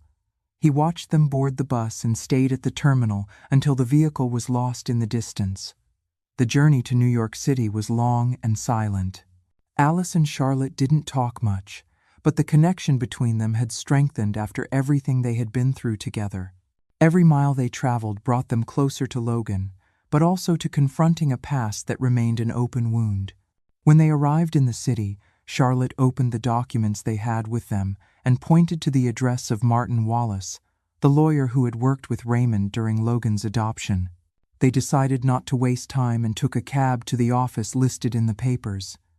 However, upon arrival, they found an abandoned building with dust-covered windows and a sign indicating the place was for sale. What do we do now? Charlotte asked, looking at her mother with desperation. Alice didn't respond immediately. Instead, she walked over to a neighbor who was sitting on the curb, watching them. Excuse me, sir, Alice said kindly. Do you know what happened to the lawyer who worked here? His name was Martin Wallace. The man frowned, as if trying to remember. Wallace. Oh yes, I remember that man. He closed his office a couple of years ago. I think he moved to the south side of the city. I don't know much more, but I heard he still works with powerful people. Alice thanked him for the information, and Charlotte took note of what the man had said. Although they didn't have an exact address, they now knew that Martin Wallace was still in the city. They decided to search public records to try to locate his new office. After several hours of searching, they finally found a lead, an address in a wealthy neighborhood of New York City. They wasted no time and headed there immediately. Upon arrival, they found a modern building with a discreet sign that read Wallace and Associates. Charlotte took a deep breath before entering the building. Her hands were trembling slightly, but Alice's presence by her side gave her strength. When they reached the reception, a secretary greeted them with a professional smile. Do you have an appointment? The woman asked, observing them with curiosity. No, but we need to speak with Mr. Martin Wallace. It's urgent, Charlotte replied, trying to stay calm. The secretary hesitated for a moment, but seeing the determination in Charlotte's eyes, she finally nodded. Wait here. I'll see if he can see you. After a few minutes that seemed like an eternity, the secretary returned and led them to a spacious and minimalist office. Martin Wallace, a man with graying hair and a penetrating gaze, was sitting behind a dark wooden desk. He stood up upon seeing them enter, studying them carefully. Ladies, how can I help you? He asked in a neutral tone. Charlotte stepped forward, holding the documents she had brought with her. Mr. Wallace, I'm Charlotte, the mother of Logan Garcia Lopez. I know you worked with Raymond during his adoption, and I need to know what really happened. The mention of Raymond seemed to tense Wallace's posture. His gaze hardened, but he maintained his composure. That was a long time ago, ma'am. I'm not sure how I can help you. Alice, who had remained silent, decided to intervene. We know that Raymond manipulated the entire process. You have information that can help us find Logan. Please, Mr. Wallace, this isn't about him. It's about a son who deserves to know the truth. Wallace sighed and ran a hand through his hair, as if debating between his loyalty to Raymond and his own conscience. Finally, he leaned forward, resting his elbows on the desk. All right, I'll tell you what I know, but you must understand that what Raymond did was complicated. Charlotte clenched her fists, containing her frustration.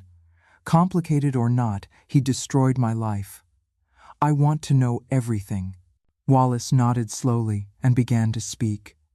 Raymond hired me to handle Logan's adoption. From the beginning, he made it clear that he didn't want you to have any contact with the child. He manipulated documents, bribed key people, and made sure Logan was adopted by a family that owed him favors.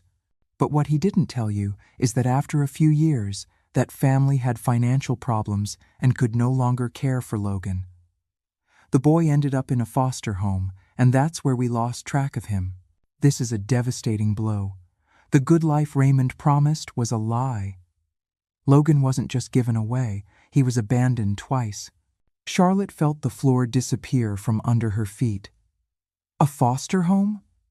Are you saying my son was abandoned again? She asked, her voice breaking. I don't know what happened after that, but I can help you track down the file. If you really want to find him, you'll need more than determination. Alice took her daughter's hand, looking at her firmly. We'll do whatever it takes. Wallace looked at them for a moment before nodding. Give me a few days. I'll try to locate the original file.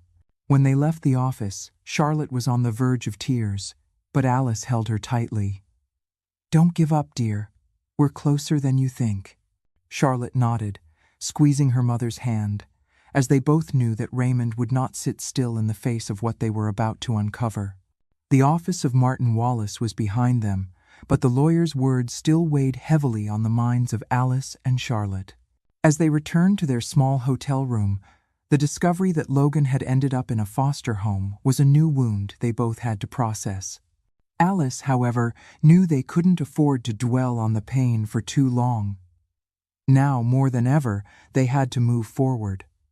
Charlotte remained silent, looking out the taxi window. Her hands still held Logan's stuffed animal, and her thoughts seemed trapped in an endless cycle of guilt and hope.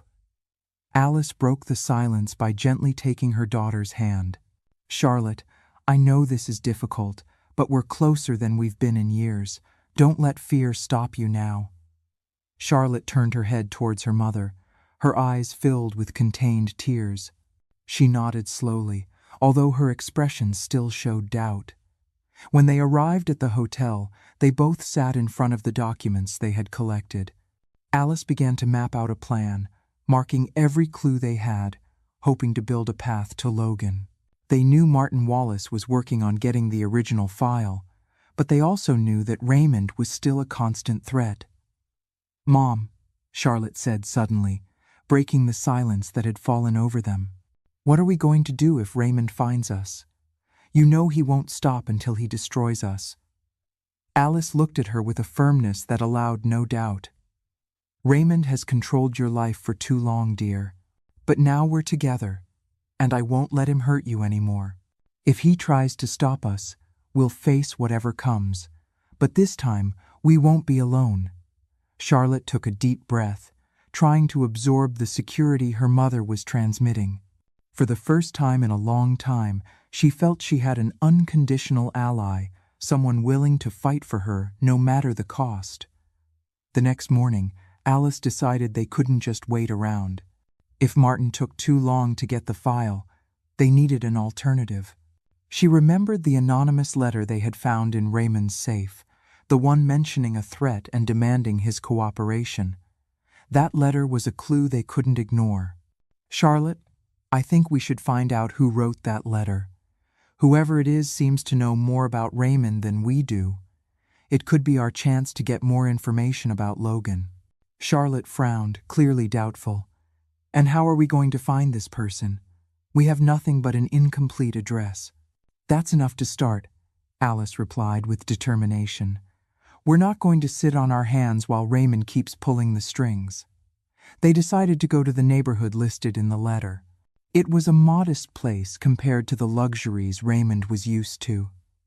Upon arrival, they asked the neighbors about the sender of the letter, but most people seemed reluctant to talk. Finally, an elderly woman who ran a small corner store gave them a clue. That man, the one who lived at the address you're looking for, his name was Dennis, but he doesn't live here anymore. He moved a few months ago, I think because of problems with his job. He always seemed worried, as if someone was following him. Do you know where he went? Alice asked urgently. The woman shook her head but then added, I think he works at a mechanic shop on the south side of the city. I don't know the name, but there's a place on the main street where men like him usually hang out.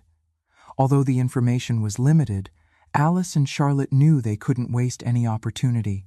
They headed to the mentioned shop, and after asking several workers, they finally found Dennis.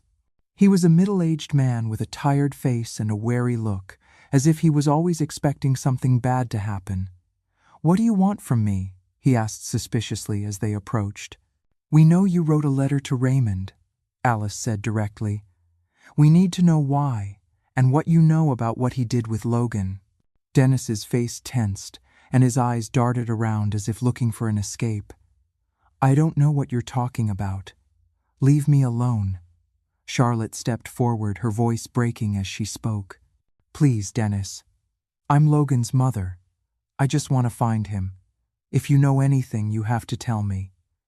The mention of Logan seemed to disconcert him. His shoulders relaxed slightly, but his expression remained cautious. "The mother? I thought Raymond had." Dennis stopped mid-sentence, as if he had said too much. "What did you think?" Alice insisted in a firm tone. Dennis sighed, running a hand over his forehead. "Look, I can't tell you much. If Raymond finds out I talked to you, I'm done for. But I'll tell you this. Logan was never completely out of his control. Even when they gave him up for adoption, Raymond made sure no one could trace him. He bribed judges, manipulated documents. Everything was designed to keep you apart." Charlotte felt the air leave her lungs. "Why would he do something like that?" she asked in disbelief. "Because Logan was a threat to him. If it ever came to light that he had a son out of wedlock, his reputation would have been destroyed. But it wasn't just about his image. There was something else, something related to his family's business. I don't know the details, but I know Logan was at the center of it all." Alice clenched her fists, struggling to control the anger growing inside her. "Where is he now? Do you know anything about his whereabouts?" she asked desperately. Dennis shook his head. "I don't know. But if you're determined to find him, there's one person who might be able to help you. Martin Wallace. That man knows more than he lets on. If you can convince him, you might have a chance." Before they could say more, Dennis turned and disappeared into the shop, clearly nervous about having said too much. As they returned to the hotel, Alice and Charlotte processed the information Dennis had given them. They knew that Martin Wallace was still a key piece in their search, but they also knew they were now more exposed than ever.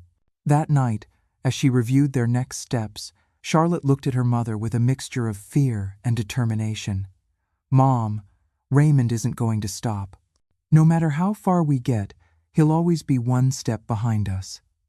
Alice took her daughter's hand, looking at her with unshakable firmness. "Then we'll make sure he has nowhere to hide. This time, the truth will come out, no matter what it costs." The dawn in New York City brought with it a mix of anxiety and hope for Alice and Charlotte. They had spent a sleepless night going over Dennis's words and the meeting with Martin Wallace.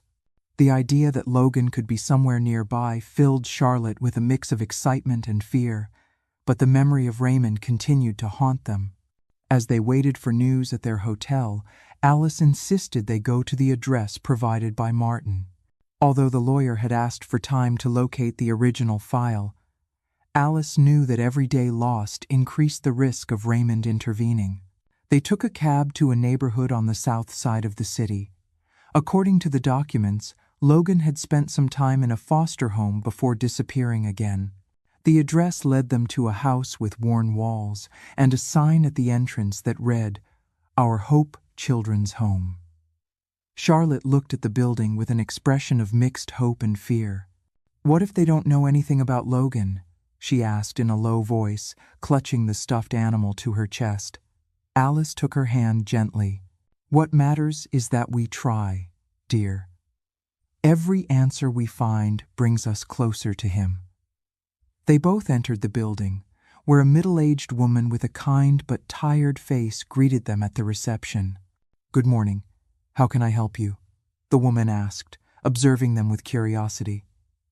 Charlotte hesitated for a moment before answering. We're looking for information about a young man who was here years ago. His name is Logan Garcia Lopez. The woman's expression changed slightly, as if the name sounded vaguely familiar. Let me check the records. Please wait a moment. Charlotte and Alice sat in a small waiting room where the sound of children playing in the backyard filled the air. Charlotte couldn't help but imagine Logan among them years ago, looking for a place to belong. After what seemed like an eternity, the woman returned with a folder in her hands. Here it is, Logan Garcia Lopez. He was with us a few years ago. He arrived after his adoptive family could no longer care for him. Charlotte felt a lump in her chest as she listened. What happened next? The woman opened the folder and checked the records. He was placed in another foster home, but he wasn't there for long. At 18, he aged out of the system and decided to live on his own. Do you know where he is now? Alice asked, her voice full of urgency. The woman shook her head. The last we heard, he was working as a helper at a mechanic shop in the city. But that was over a year ago. Charlotte closed her eyes for a moment, trying to hold back tears. Is there anyone who might know more? A friend? Someone who knew him well? The woman thought for a moment before answering. There was a young man who became very good friends with Logan while he was here. His name is Jace. He still lives in the city. I can give you his address. Alice thanked the woman and took note of the address. When they left the foster home, Charlotte seemed more determined than ever. We're going to find him, Mom. I know it. Alice nodded, although deep down, she feared what they might discover. That afternoon, they went to Jace's address, a small apartment in a modest area of the city. When they knocked on the door, a young man of about the same age greeted them with a surprised expression. Jace? Alice asked cautiously. Yeah, that's me. How can I help you? Charlotte stepped forward. We're the mother and grandmother of Logan Garcia Lopez. They told us you were his friend. The surprise on Jace's face turned into a mixture of excitement and caution. Logan, I haven't heard from him in a long time. But of course, I remember him. He was like a brother to me. Charlotte felt a ray of hope. Do you know where he is? Jace shook his head. I haven't seen him in months, but the last time we talked, he told me he was working at a shop in the Bronx. I don't know if he's still there, but I can give you the address. Alice thanked Jace for his help, and shortly after, they took a cab to the shop. The sun was beginning to set when they arrived, and the place seemed to be closing for the day. However, when they asked for Logan, an older man who appeared to be the owner stopped upon hearing the name. Logan? Yeah, he worked here for a while, but he's not with us anymore. He was a good kid, very hardworking. But one day, he just left. Said he wanted to try his luck somewhere else. Charlotte felt the hope she had gained begin to fade again. Do you know where he went? She asked, desperately. The man shook his head but then seemed to remember something. He mentioned something about wanting to find a job closer to downtown. There's a diner where he used to eat almost every day. Maybe you can ask there. The diner wasn't far, and Alice and Charlotte decided not to waste time. When they arrived, the place was full of customers finishing their dinners. They asked for Logan from the manager, a young woman with a friendly smile. Logan? Of course, I remember him. He came here all the time, but I haven't seen him in months. He was a good kid, always so polite. Did he ever mention where he was going, or where he worked? Charlotte insisted. The woman seemed to think for a moment before answering. I think he said he wanted to save money to go north. He mentioned Boston, but I'm not sure. Charlotte felt like the pieces of the puzzle were getting even more complicated, but Alice took her hand tightly. No matter how many obstacles appear, Charlotte, we're not going to stop. As they left the diner, night was falling over the city, and the uncertainty about Logan's whereabouts seemed to grow with every step. But so did the determination of Alice and Charlotte. Raymond might have done everything possible to separate Charlotte from her son, but they were determined to fight until the end to be reunited with him. The search for Logan had led them to Boston. After days of following leads that seemed to take them from one place to another without a definitive answer, Charlotte and Alice felt they were getting close to something concrete. The address they had received from Jace, Logan's friend, pointed to a mechanic shop in a working-class neighborhood. It wasn't fancy, but the hustle and bustle of the place and the cars parked out front suggested it was a busy place of work. Charlotte got out of the cab with a racing heart. Alice was by her side, offering a calm smile, though she too felt the tension of the moment. "If he's here, dear, this will be the first step to getting him back. Whatever happens, we're in this together," Alice said, taking her daughter's hand to give her strength. Charlotte nodded, taking a deep breath before entering the shop. The air was filled with the smell of oil and metal. Several men were working on different cars, but none seemed to notice their presence. "Can I help you?" asked a young man who came out of the office at the back of the shop, wiping his hands with a greasy rag. Charlotte stepped forward, clutching Logan's stuffed animal. "I'm looking for Logan Garcia Lopez. I was told he might be working here." The young man frowned, as if trying to remember. "Logan. Oh yeah, he worked here a few months ago, but he's not with us anymore." Charlotte felt her hope beginning to crumble. "Do you know where he went?" she asked, trying to stay calm. The young man shook his head. He talked about wanting to find something better. He was a good kid, but he never said much about his plans. Though I remember he used to mention a community center in the area where he lived, said they helped him a lot when he first came to the city. Maybe they know something there. Charlotte thanked him for the information, though her frustration was evident. Alice placed a hand on her shoulder, reminding her they were not alone in this. "We're going to find him, dear. Every clue brings us one step closer." The community center was a few blocks from the shop, a modest but well-kept building with murals on the walls depicting scenes of unity and hope. When they entered, they were greeted by an older woman with a warm smile. "Welcome. How can I help you?" she asked kindly. Charlotte repeated the same question she had asked at the shop. This time, the reaction was different. The woman nodded immediately. "Of course, I remember Logan. He was a charming young man, always willing to help others." Charlotte felt her heart race. "Is he here?" The woman shook her head, but her smile didn't disappear. "No, he left a few weeks ago. But he left an address in case anyone wanted to contact him."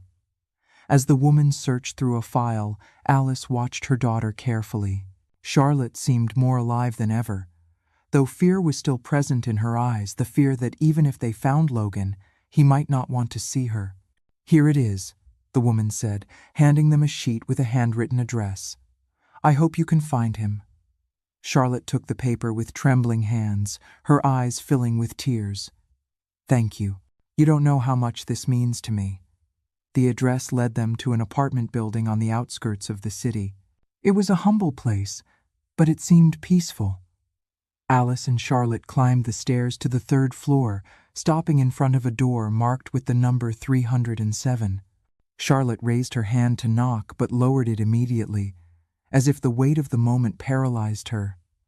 "Mom, what if he doesn't want to see me?" she asked in a whisper, her eyes full of fear. Alice took her daughter's hands, looking directly into her eyes. "Dear, you've come this far. No matter what Logan's reaction is, the important thing is that he knows you have always loved him." Charlotte nodded slowly and finally knocked on the door. The sound echoed in the hallway, and for a moment there was no answer. Just as Charlotte was about to knock again, the door opened. A young man of about 20 appeared in the doorway, with brown hair and deep eyes that resembled Charlotte's. He was wearing a simple t-shirt and worn jeans. For an instant, they all stood in silence, staring at each other. "Logan?" Charlotte asked, her voice trembling. The young man frowned, clearly confused. "Yeah, That's me. Who are you? Charlotte took a step forward, her voice breaking as she spoke. I'm your mother. This is the moment. After 20 years of pain and a desperate search, mother and son are face to face. But the look in his eyes. This reunion is not the happy ending they were expecting. Logan's reaction was one of pure bewilderment. He took a step back, as if he couldn't process what he was hearing. My mother? What are you talking about? Alice intervened gently, trying to calm the situation. Logan, we've been looking for you for years. Your mother never forgot you. The young man seemed to be struggling between disbelief and confusion. Finally, he shook his head. This is a mistake. I don't have a mother. Charlotte felt her heart break into 1,000 pieces, but she forced herself to stand firm. I know this is hard to understand, but everything you've been told is not the whole truth. Please, just let me explain. Logan looked at both women, his eyes filled with conflicting emotions. Finally, he sighed and opened the door a little wider.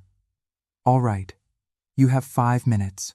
Charlotte and Alice entered the small apartment, aware that this was the most important moment of their lives.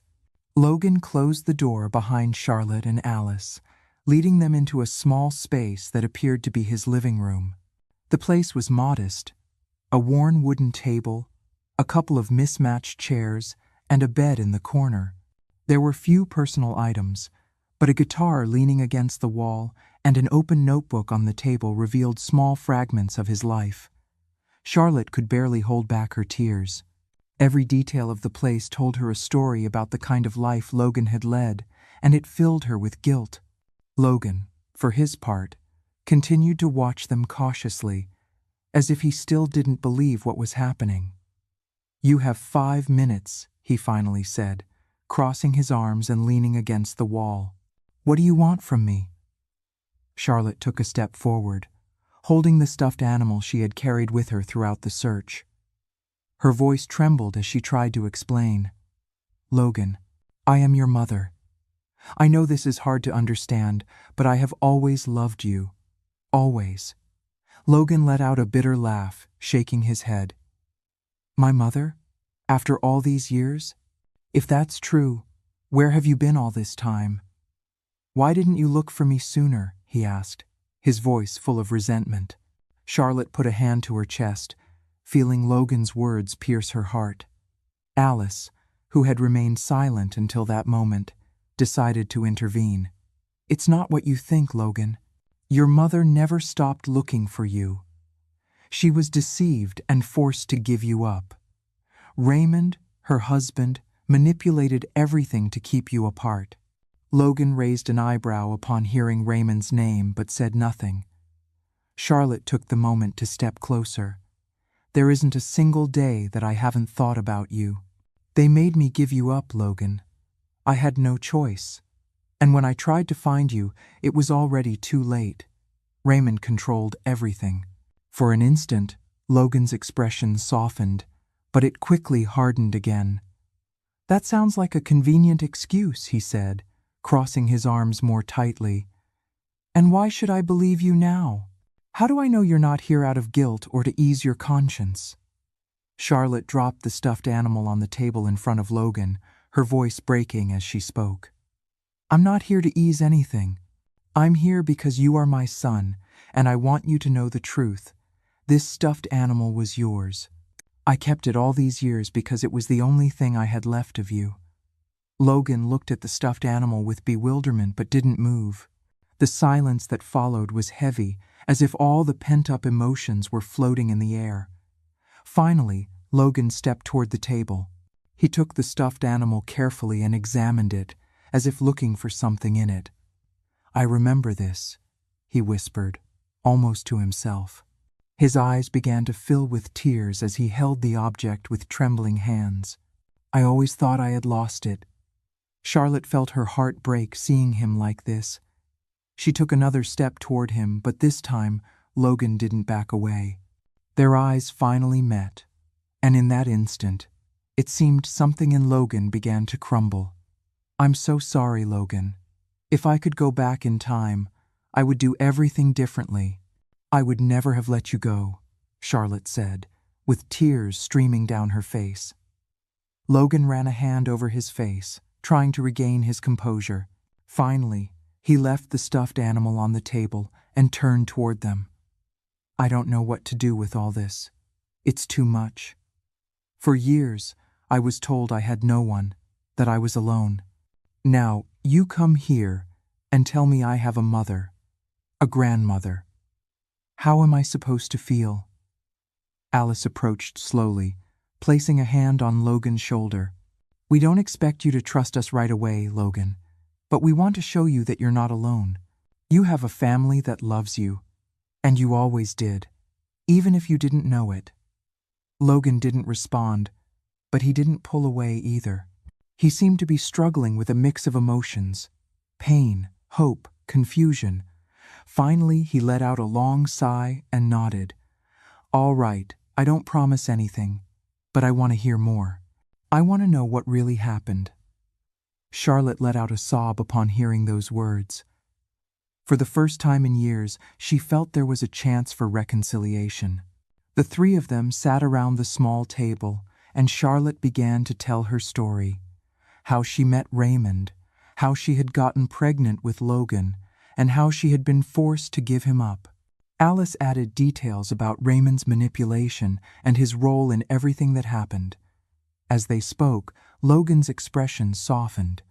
Although the pain was still present, he was beginning to understand that what had happened was not his mother's fault. The conversation continued for hours, until finally, Logan leaned back in his chair and looked at them both. I guess there are a lot of things I need to process, but thank you for coming, for looking for me. Charlotte stood up carefully. She extended a hand toward Logan. For a moment, he hesitated, but finally, he took it. It was a simple gesture, but full of meaning. That night, as they returned to the hotel, Alice and Charlotte knew there was still a long road ahead, but for the first time in a long time, they felt they had taken the first step toward redemption. However, as they walked down the hallway to their room, Alice noticed something strange. The door was ajar. She stopped short, placing a hand on Charlotte's arm. "Did you leave the door open when we left?" she asked in a low voice. Charlotte shook her head, her expression changing to a mix of confusion and alarm. They entered cautiously, and what they found made them both freeze. On the bed was a handwritten note. The message was brief, but clear. Asterisk. I knew you couldn't stay away. This isn't over. Asterisk. Alice picked up the note, recognizing Raymond's handwriting instantly. Her hands trembled as she passed it to Charlotte, who read it in disbelief. He's following us, Charlotte whispered, looking at her mother with fear in her eyes. Alice took a deep breath, trying to stay calm. Then we have to be ready. This doesn't end here. The chill is back. They found Logan, but Raymond found them. The monster they left behind has followed them, and he's reminding them he still has control. Raymond's note was a clear reminder that they were not safe. Alice and Charlotte knew their next move had to be calculated and firm, but they also knew they couldn't just wait. They decided that confronting him face to face was the only way to end the control he still tried to exert over their lives. Charlotte couldn't sleep that night. Every time she closed her eyes, the image of Raymond ruining the progress they had made with Logan tormented her. Alice, always attentive to the changes in her daughter, decided to sit beside her on the bed. Dear, I know this is terrifying, but Raymond has lost his advantage. We know the truth now, and Logan is learning it too. His power is crumbling, Alice said, trying to calm her.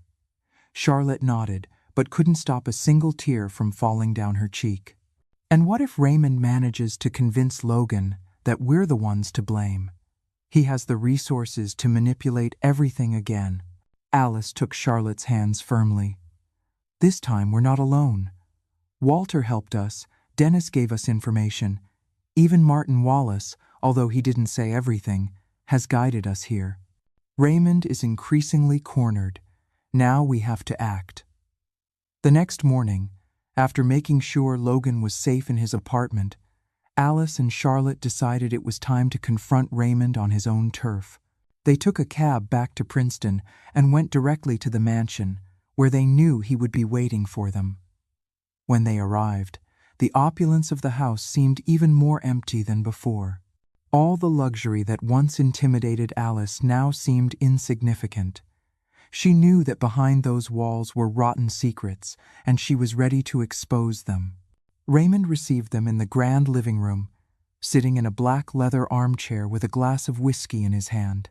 His cynical smile made it clear he had been expecting them. "Look who's decided to come back. Finally understood you can't beat me?" he said with a mocking tone, rising slowly. Charlotte, with more strength in her voice than she expected, stepped forward. "We're not here to listen to you, Raymond. We're here to tell you that this ends today." Raymond let out a laugh, but his eyes were filled with disdain. "Ends? You think you can undo everything I've built? I control this family, Charlotte, and it will always be that way." Alice approached, positioning herself beside her daughter. "The only thing you've controlled is a life of lies, Raymond. We know what you did with Logan. We know how you manipulated his adoption and how you destroyed your own wife's life for your selfishness. But not anymore." Raymond moved closer to them, his posture threatening, but Alice didn't back down. "You have no proof. Everything you know is irrelevant. No one will believe you, and even if they do, what can you achieve?" he responded coldly. Charlotte pulled an envelope from her purse and held it up in front of him. "Is this irrelevant?" she asked, her voice firm. "Here is a copy of Logan's original adoption file, with your signature on every page. We also have statements from people who worked with you, including Dennis and Martin Wallace. Want to bet no one will believe us?" For the first time, Raymond seemed to hesitate. His eyes darkened, and his jaw tensed. "You're playing with fire. If you try to expose me, you won't just take me down, but everyone who has helped you." Alice stepped forward, her gaze fixed on Raymond. "That's what you fear most, isn't it? That the truth comes out. But you can't stop us anymore. No matter what you do, Raymond, your empire of lies is crumbling." The silence that followed was like a battlefield, where every word had been a bullet. Finally, Raymond let out a long sigh and dropped the whiskey glass on the table. "What do you want from me?" he asked, his voice full of exhaustion. Charlotte looked him directly in the eyes. "I want you to leave Logan in peace. I want you to admit what you did and stay out of our lives forever." Raymond looked at her for a long moment before nodding slowly. "All right, but remember something. When you destroy a man, there are always consequences." Alice and Charlotte didn't respond. They knew Raymond was defeated, but they also knew he was a dangerous man, even in his fall. Before leaving, Charlotte turned to Raymond one last time. "What hurts me most about all of this is that you never understood what family means. And that is your true defeat, Raymond." Leaving the mansion, Alice felt that a huge burden had been lifted from her shoulders. But she also knew the road was not completely clear. Raymond was still a man with resources, and they needed to ensure Logan was protected. That night, upon returning to Logan, Charlotte told him what had happened. He listened in silence, processing every word carefully. "Do you really think he's finished?" Logan asked, his voice full of caution. Charlotte shook her head. "I don't know, Logan, but we're not going to let him hurt us again."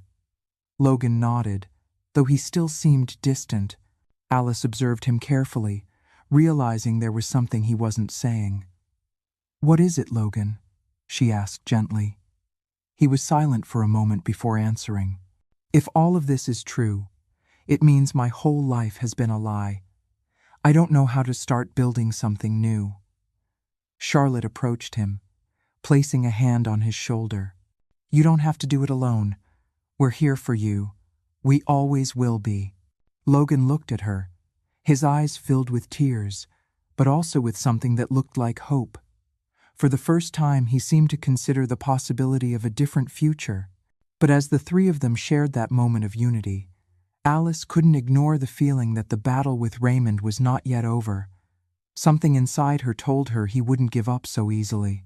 The night in Princeton was quieter than usual, but the inside of Raymond's mansion was a whirlwind of hidden activity. While Charlotte, Alice, and Logan remained in the city, Walter, the loyal employee who had witnessed the family's secrets for years, was working on one last move to ensure Raymond lost all his power. Walter knew that Raymond had not only manipulated Charlotte's life, but had also built his personal empire on a foundation of lies, blackmail, and shady business dealings. For years, he had filed away documents, listened to conversations, and even photographed evidence that could now change the course of history. That morning, while Raymond was away from the mansion, Walter accessed his study for the last time. He pulled out a hidden folder from a compartment behind the library, a folder containing falsified contracts, bribery records, and proof of Raymond's illegal dealings with politicians and businessmen. He knew this information would be crucial to ensure Raymond could never again threaten Charlotte and Logan. Hours later, Alice and Charlotte were meeting with Walter in a discreet cafe downtown. Logan, though reluctant at first, had decided to join them after hearing that Raymond was still trying to control the narrative of his story. "This is everything I've been able to gather," Walter said, placing the folder on the table. "Raymond has too many allies, but if this goes public, his network of protection will crumble." Walter delivers the final blow. "This isn't just about Logan anymore. It's about dismantling Raymond's entire corrupt empire. This is the evidence that will ensure he can never hurt them again." Charlotte opened the folder with trembling hands, going over the documents with Alice's help. Logan, sitting across the table, watched in silence, clearly overwhelmed by what he was hearing. "How sure are you that this will be enough?" Charlotte asked, looking up at Walter. "It's more than enough. But you must be careful. Raymond won't sit still if he suspects you're planning something." Alice nodded, her mind already working on the next step. "We need to take this to someone who can guarantee the truth comes out: a journalist, an organization, someone who can't be intimidated by Raymond." Charlotte looked at her mother with a flicker of doubt. "And what if Raymond manages to block this before it gets out? What if he manages to twist the truth again?" Alice took her daughter's hand, giving her strength. "He won't. This time we are united, and this time he is trapped." That afternoon, Charlotte contacted an independent journalist known for his investigative work against corruption. After several calls and messages, they managed to meet with him in a safe location. When they handed over the folder and explained the story, the journalist was shocked by the scale of the case. "This isn't just a family scandal," he said, reviewing the documents. "This could implicate major figures in government and business. If I publish this, there will be no turning back for Raymond or anyone else." Charlotte and Alice knew what that meant. Once this information came out, there would be no way to protect themselves from the repercussions. But they also knew it was the only way to free their family from Raymond's shadow. "Do it," Charlotte said firmly. "But please, protect Logan. He has nothing to do with this." The journalist nodded. "I'll do my best to keep his identity out of it, but I warn you, this will attract attention, and not all of it will be good." As the journalist began to work on the story, Alice and Charlotte returned to the hotel, exhausted but determined. That night, Logan watched them from his spot by the window, his face illuminated by the dim light of the lamp. "Do you think this will work?" he asked, breaking the silence. Charlotte nodded, though her voice trembled slightly when she replied, "It has to. It's the only way to make sure Raymond never hurts anyone again." Logan looked down, his expression showing a mixture of confusion and pain. "I don't know what to do with all this. It's like my whole life has been a lie." Alice approached him, placing a hand on his shoulder. Sometimes facing the truth is the hardest part, Logan. But it's also the first step to building something new. That same night, the article was published. The headlines spoke of Raymond's shady dealings, the falsified documents, and the families that had been manipulated by his power. Although Logan's name was not mentioned, the story had an immediate impact. Within hours, calls and messages began pouring in. Raymond's allies abandoned him to protect themselves. Authorities announced investigations, and the mansion that had once symbolized his power was surrounded by reporters and police officers. Raymond, who had always been used to controlling everything, now found himself at the center of a scandal from which he could not escape. As he watched the news from his office, his face showed a mixture of fury and desperation. He knew he had lost, but he was not yet ready to give up. Alice, Charlotte, and Logan watched the chaos from the safety of the hotel. Logan seemed calmer, though his expression remained introspective. "Do you think this will be enough?" he asked, looking at his mother and grandmother. Charlotte nodded slowly. "It's the beginning. Now we can start to heal." But Alice couldn't ignore the feeling that Raymond would try to make one last move before accepting his defeat. She knew that the man who had done so much damage would not go down without a fight. That night, while Logan slept, Alice and Charlotte discussed their next steps. They knew they needed to protect Logan, but they also knew they couldn't live in fear forever. "This isn't over, Mom," Charlotte said, looking out the window at the illuminated city. "I know, dear. But now we're ready to face him." The news of Raymond's downfall had spread like wildfire. The authorities had intervened, confiscating documents and properties. His former allies had abandoned him, and the media was exposing every one of his crimes with details that left no room for doubt. From the hotel where they were staying, Alice, Charlotte, and Logan followed the updates on the news with mixed feelings. Although they knew Raymond was finally defeated, they also knew that the damage he had caused would not be easily repaired. That afternoon, while Logan was in his room, Alice and Charlotte sat in the hotel's small living area to talk. Charlotte was calmer, but her face still reflected the weight of everything they had faced. "Mom, I feel like we can finally breathe, but I don't know what comes next. Logan is here, but he's just starting to trust us, and I don't know if he'll ever be able to forgive me." Alice took her daughter's hands firmly, looking at her with the same determination that had guided her through this entire process. "Charlotte, forgiveness isn't something that comes overnight. But what matters is that you're here, trying to make up for lost time. Logan needs time, and so do you. But believe me, he will see what you've done for him." Charlotte nodded, though her eyes filled with tears. "I can't stop thinking about what his life would have been like if none of this had happened. If I hadn't let Raymond control me." Alice shook her head, interrupting her gently. "Dear, you can't live in what-ifs. All we can do now is look forward. Logan is here, and that's the only thing that matters." A few knocks on the door interrupted the conversation. Charlotte got up quickly to open it and found Logan holding a small notebook in his hands. "Am I interrupting?" he asked timidly. Charlotte shook her head, giving him space to enter. "Of course not. Is everything okay?" Logan nodded and sat down across from them, placing the notebook on the table. "I want to tell you something, but I'm not sure how." Alice and Charlotte exchanged a glance before nodding, giving him time to speak. "I've been thinking a lot about all of this. Everything you've told me, what happened with Raymond, how things turned out, and I don't know if I can forgive him. But you—" Logan paused, searching for the words. I want to try. With you." Charlotte felt the air leave her lungs, and her eyes filled with tears upon hearing those words. "Logan, you don't know how much that means to me. I want nothing more than to have you in my life." Logan nodded, though he still seemed unsure. "It won't be easy. I have a lot of questions, and there are things I may never be able to understand. But I want to try. Alice smiled, feeling that her family was finally beginning to heal.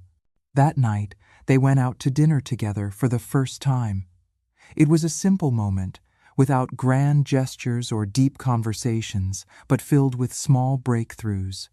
Logan smiled for the first time in days, and Charlotte couldn't help but feel that although there was a long road ahead, they were moving in the right direction. The next day, while Charlotte and Logan were walking in the park near the hotel, Alice received an unexpected call from Walter. Although Raymond had been arrested, Walter had been following the latest movements of his former allies. "Mrs. Alice, there's something I think you should know. Although Raymond is out of the picture, some of his contacts are still looking for revenge. I can't say much more, but I recommend you keep a low profile for a while." Alice thanked him for the warning, though she couldn't help but feel a chill. She knew that although Raymond was defeated, the repercussions of his actions could still reach her family.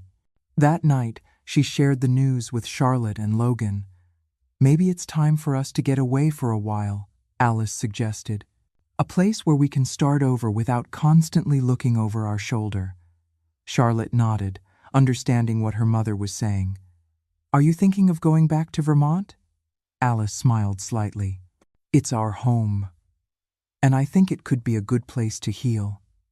Logan, who had been listening in silence, looked up. "Vermont? I've never been there." Charlotte approached him, placing a hand on his shoulder. "It's where I grew up, where the family that taught us to face everything is. Maybe you'd like to see it." Logan seemed to consider the idea, before nodding slowly. "I could try that." Alice felt a wave of relief upon hearing those words. She knew that life in Vermont wouldn't be a magic solution for all their problems, but she also knew it would be a new beginning, far from the chaos Raymond had left behind. As they began to plan their departure, Alice couldn't help but think about how much everything had changed. Although the road had been difficult and full of pain, she finally felt they were moving toward a brighter future. But she knew there were still pieces to put together in this puzzle. The family had begun to reunite, but the real challenge would be learning to build something new together. The journey to Vermont was quiet. Logan, sitting by the bus window, watched the landscape change as the city was left behind, giving way to tree-covered mountains and clear skies. Charlotte watched him carefully from the seat beside him, trying to decipher his thoughts.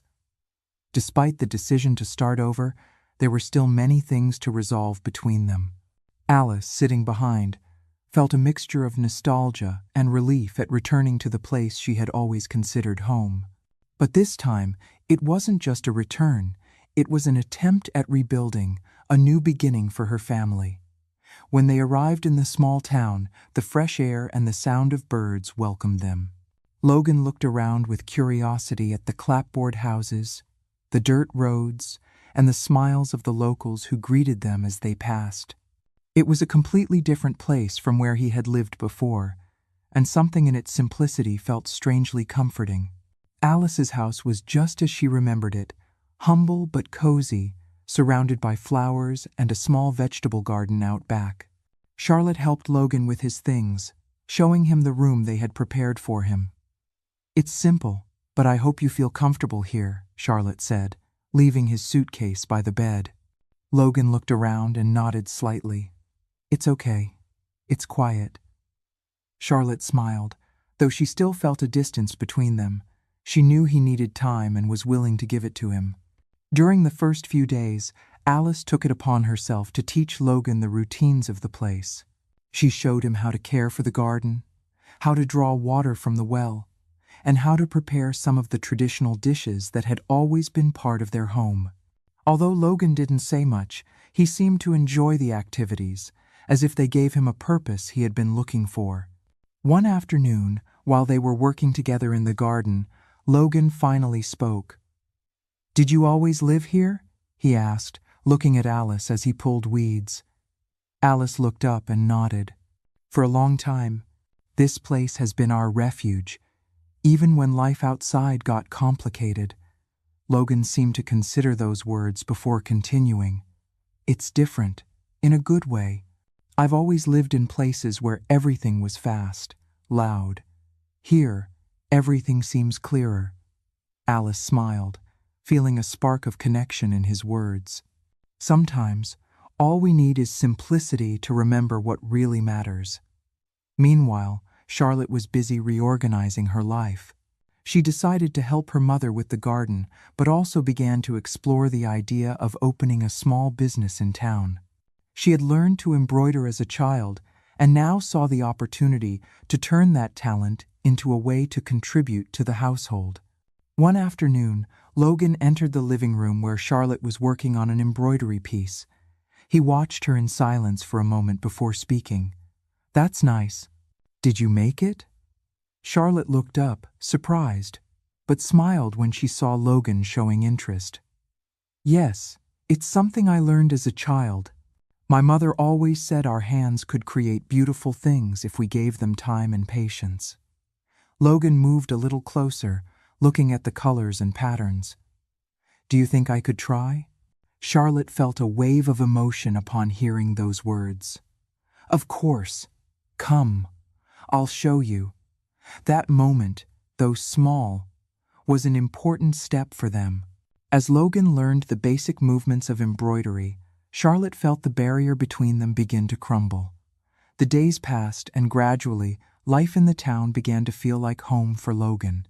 Although there were still moments when he withdrew, there were also signs that he was starting to open up. One night, while they were having dinner together, Logan shared a part of his past that he had kept silent.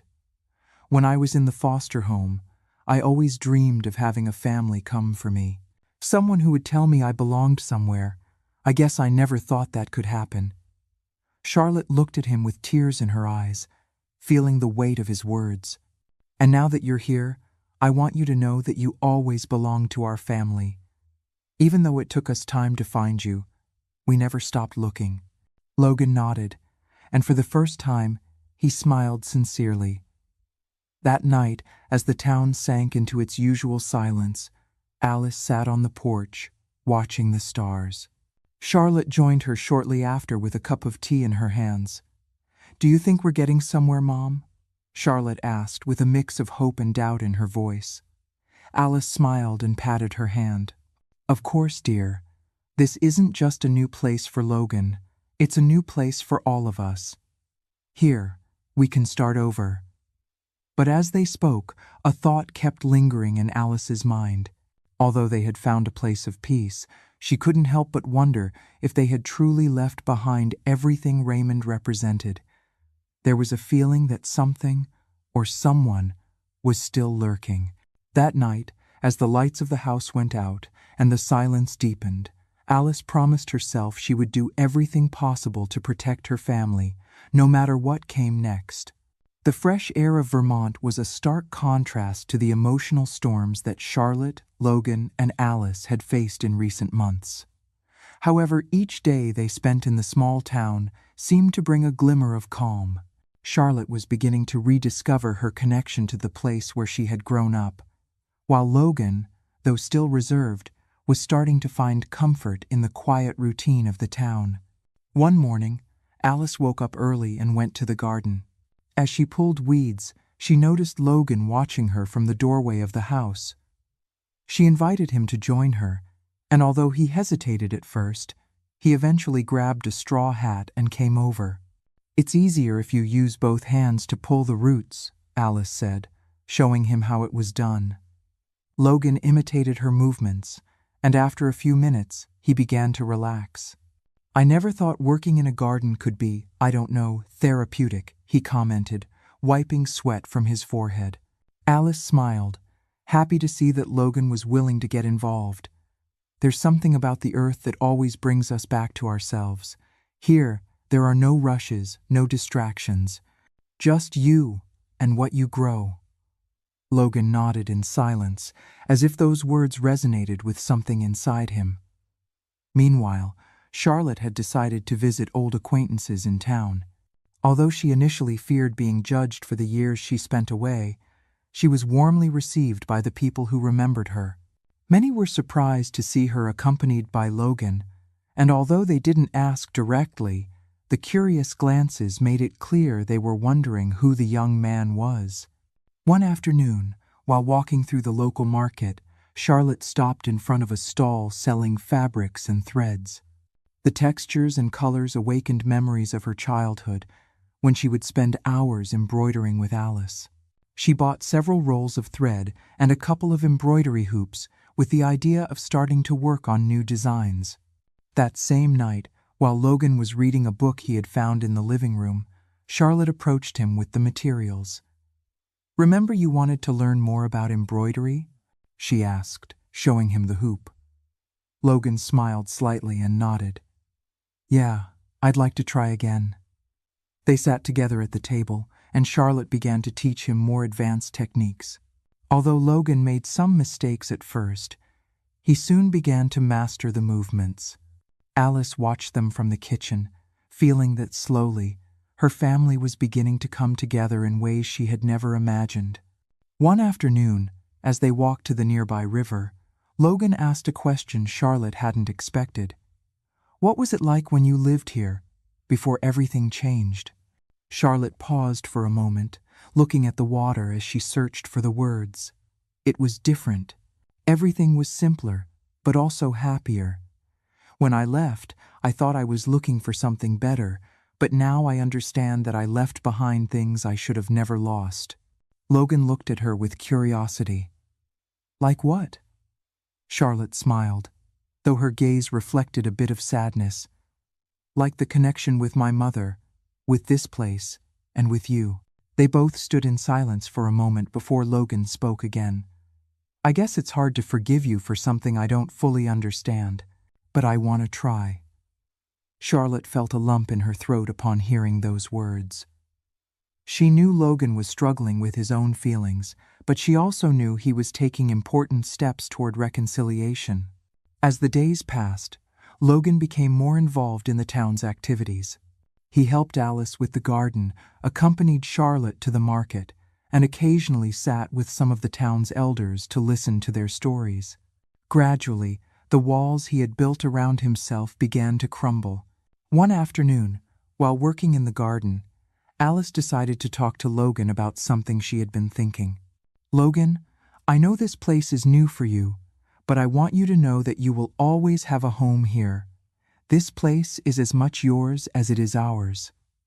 Logan looked at her, surprised by her words. "I'm not used to feeling like I'm part of something, but I think I'm starting to understand what it means." Alice smiled, proud of the progress she had seen in him.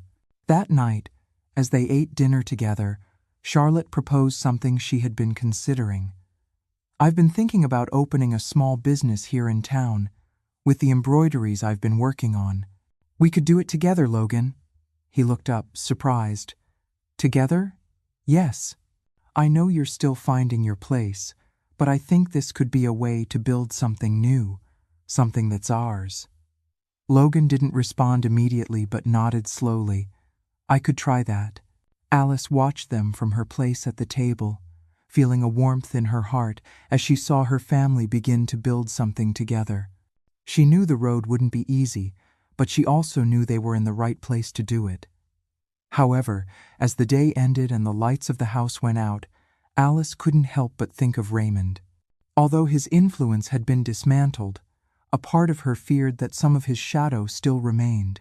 It was a thought she couldn't ignore, but she was determined to protect what they had built, no matter what came next. Time in Vermont was beginning to leave its mark on Logan. Although he was initially reserved and distant, he gradually found his place in the town's routine. The conversations with the elders, the laughter of the children playing in the square, and the afternoons working in the garden with Alice began to create a sense of belonging he had never experienced before. One night, while the house was deep in silence and only the chirping of crickets could be heard, Logan decided to take a step he had been avoiding. He gently knocked on Charlotte's bedroom door, and when she opened it, she found him with a serious but vulnerable expression. "Can I talk to you?" Logan asked. Charlotte nodded, inviting him in. They sat on the small bed, facing each other, as a dim lamp lit the space. "I've been thinking a lot about everything. About what happened, what you told me," Logan began, nervously fidgeting with his hands. "And I'm not going to lie, it's been hard for me to understand." Charlotte looked at him, knowing it was best to let him speak at his own pace. "For years, I thought I was alone because nobody wanted me. I always felt there was something wrong with me, like I wasn't enough for someone to stay. But now I understand it wasn't like that." His voice trembled slightly, and Charlotte felt the air grow heavy. "It wasn't easy for you, was it?" Logan continued, looking for his mother's eyes. Charlotte shook her head, and tears began to fill her eyes. "No, Logan. It was the hardest thing I've ever lived through. I never wanted you to feel that way. I never wanted you to think you weren't enough. You are everything to me." Logan nodded slowly, as if processing every word. "I know you can't change the past. And I'm angry. I'm so angry at you, at him, at everyone." He took a shaky breath.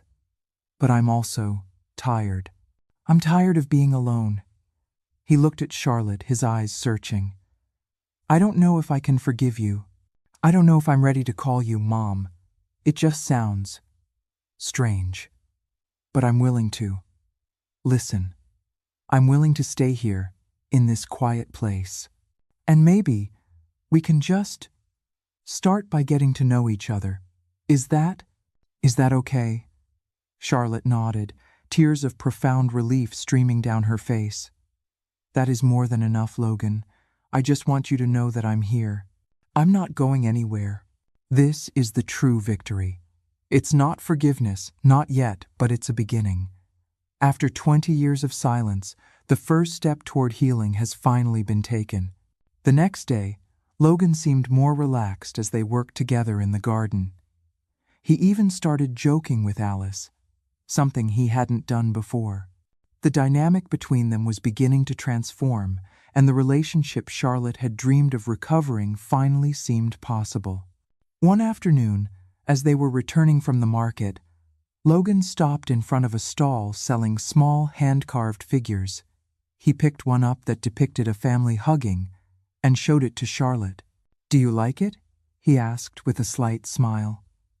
Charlotte looked at him, surprised, but nodded with an emotional smile. "It's beautiful." Logan bought it and handed it to Charlotte. "I thought it would be a good reminder that we're trying to be a family." Charlotte couldn't help but hug him, and although Logan seemed uncomfortable at first, he eventually returned the hug. It was a simple moment, but full of meaning. That night, as they had dinner together, Logan began to talk more about his time in foster homes and how he had learned to take care of himself. Although his stories were full of difficult moments, Charlotte and Alice listened attentively, offering him the support he had never had before. "I always thought that if I ever found my mother, I would ask her why she left me. But now I understand it wasn't a choice.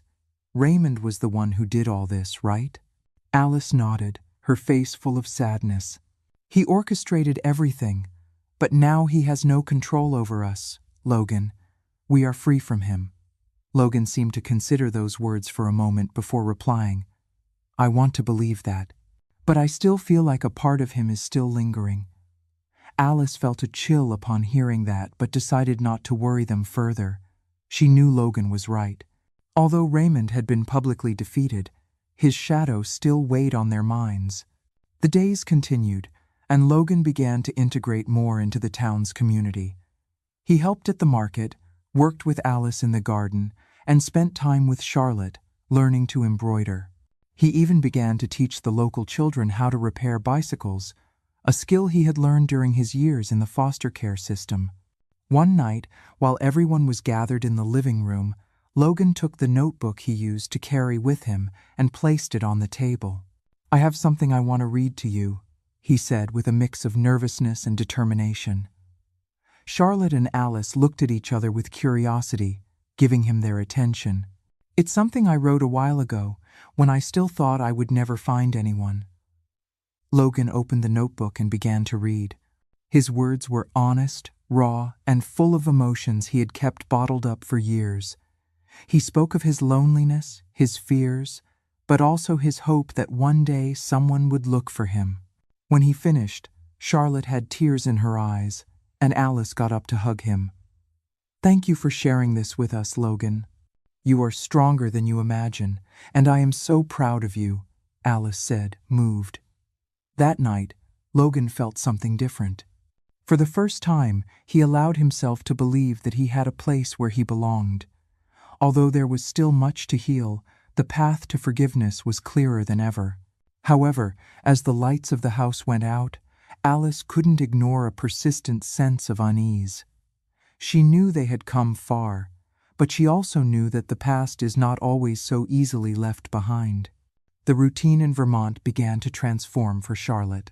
Although she had arrived with the intention of healing and finding her place in the family, she soon discovered that the small town and its people offered her an opportunity to rediscover her purpose.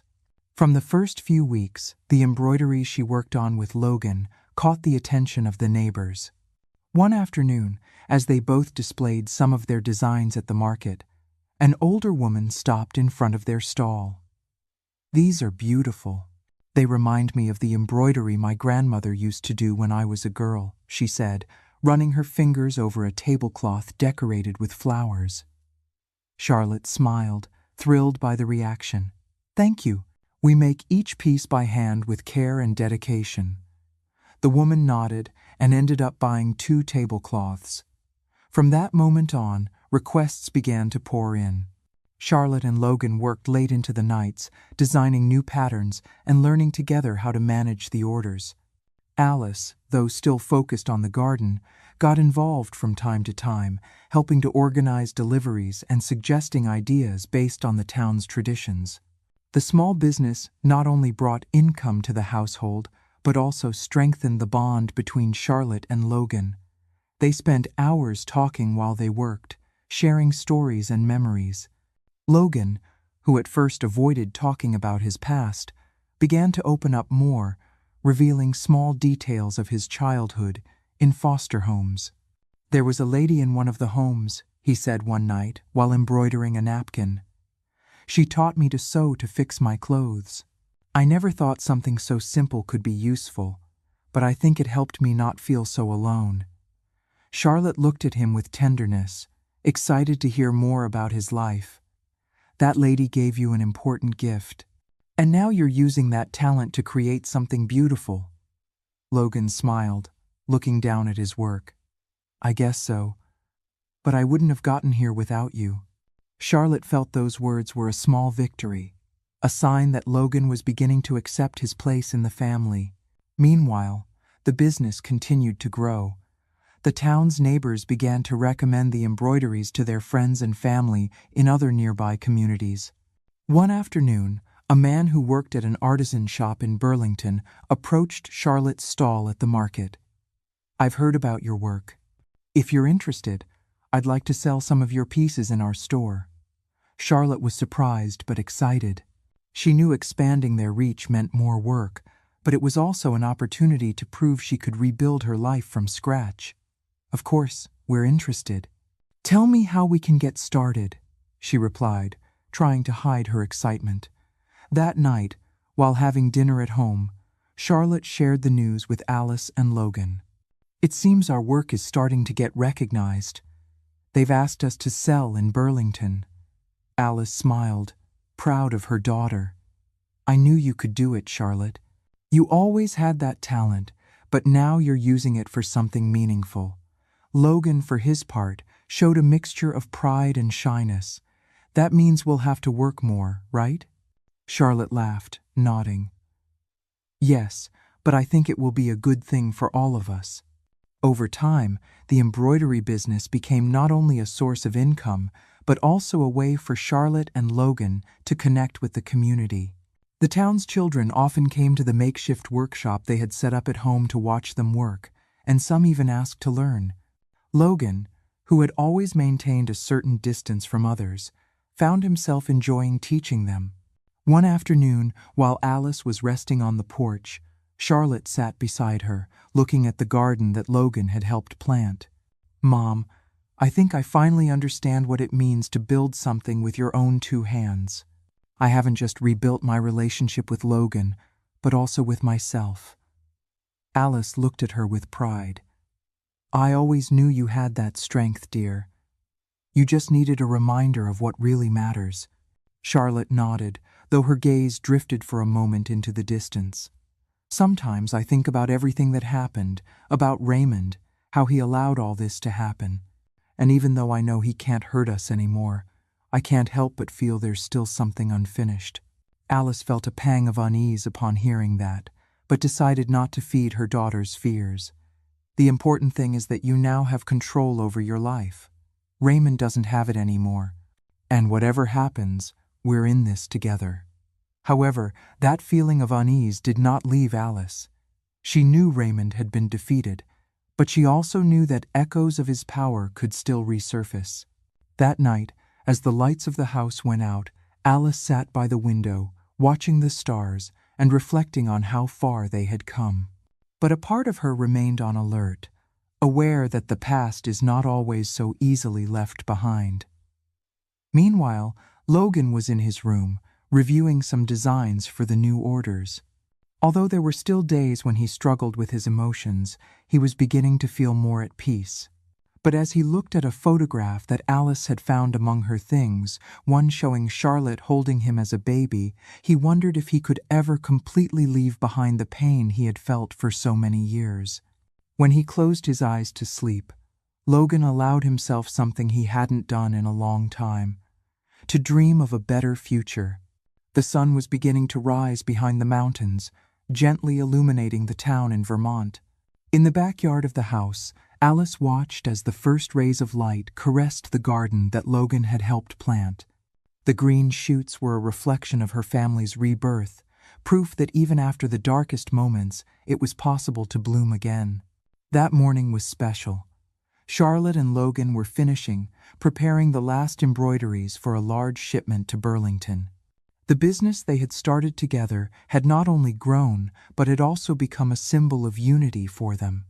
As they worked, Charlotte couldn't help but smile, hearing Logan joke with Alice from the other side of the table. The barriers that once separated him were now almost invisible. After breakfast, they decided to take a break and walk together through the town. As they moved along the cobblestone streets, the neighbors greeted them warmly. Some people stopped to congratulate Charlotte on the success of her business, while others commented on how much Logan had changed since he arrived in town. "He's a good boy, Charlotte," an elderly woman at the market said while buying some embroideries. "You can tell he's found his place here." Charlotte smiled proudly. "Yes, he has." Later, upon returning home, Logan sat next to Alice on the porch.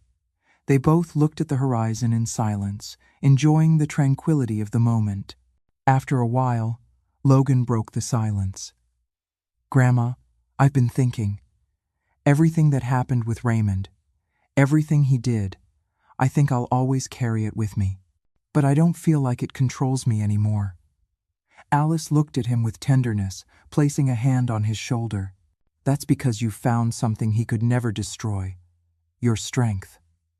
Raymond wanted us to live in fear, but you have shown that he can't control you anymore." Logan nodded, and for the first time, he felt those words were true. That night, as they finished dinner, Charlotte brought out a small box she had been keeping. She placed it on the table and looked at Alice and Logan with a nervous smile. "I want to show you something," she said, opening the box. Inside were old photographs of her childhood, some from her time in the town, and others from the days before everything fell apart. There was also a photo of Logan as a baby, the same one Alice had found in the mansion. "These photos remind me of how far we've come. It wasn't always easy, but now I feel we're finally complete." Logan took the photo of himself as a baby, looking at it carefully. It was the first time he had seen something from his past that wasn't wrapped in pain. "Thank you for not giving up on me," he said in a low voice, looking up at Charlotte and Alice. Charlotte felt tears fill her eyes, but this time, they were not of sadness. "We never would have, Logan. You were always a part of us, even when we were apart." The next day, the family decided to host a small gathering at home to celebrate what they had built together. The neighbors arrived with food, music, and smiles, filling the place with a warmth that Charlotte and Logan had not felt in a long time. Alice, sitting on the porch, watched as her daughter and grandson laughed and talked with the others. In that moment, she realized that everything they had faced had led them here. The struggle, the pain, and the difficult decisions had been worth it. That night, as the stars lit up the sky, she knew her legacy was not in material things. Her true legacy was the family she had helped rebuild. As the lights in the house went out one by one,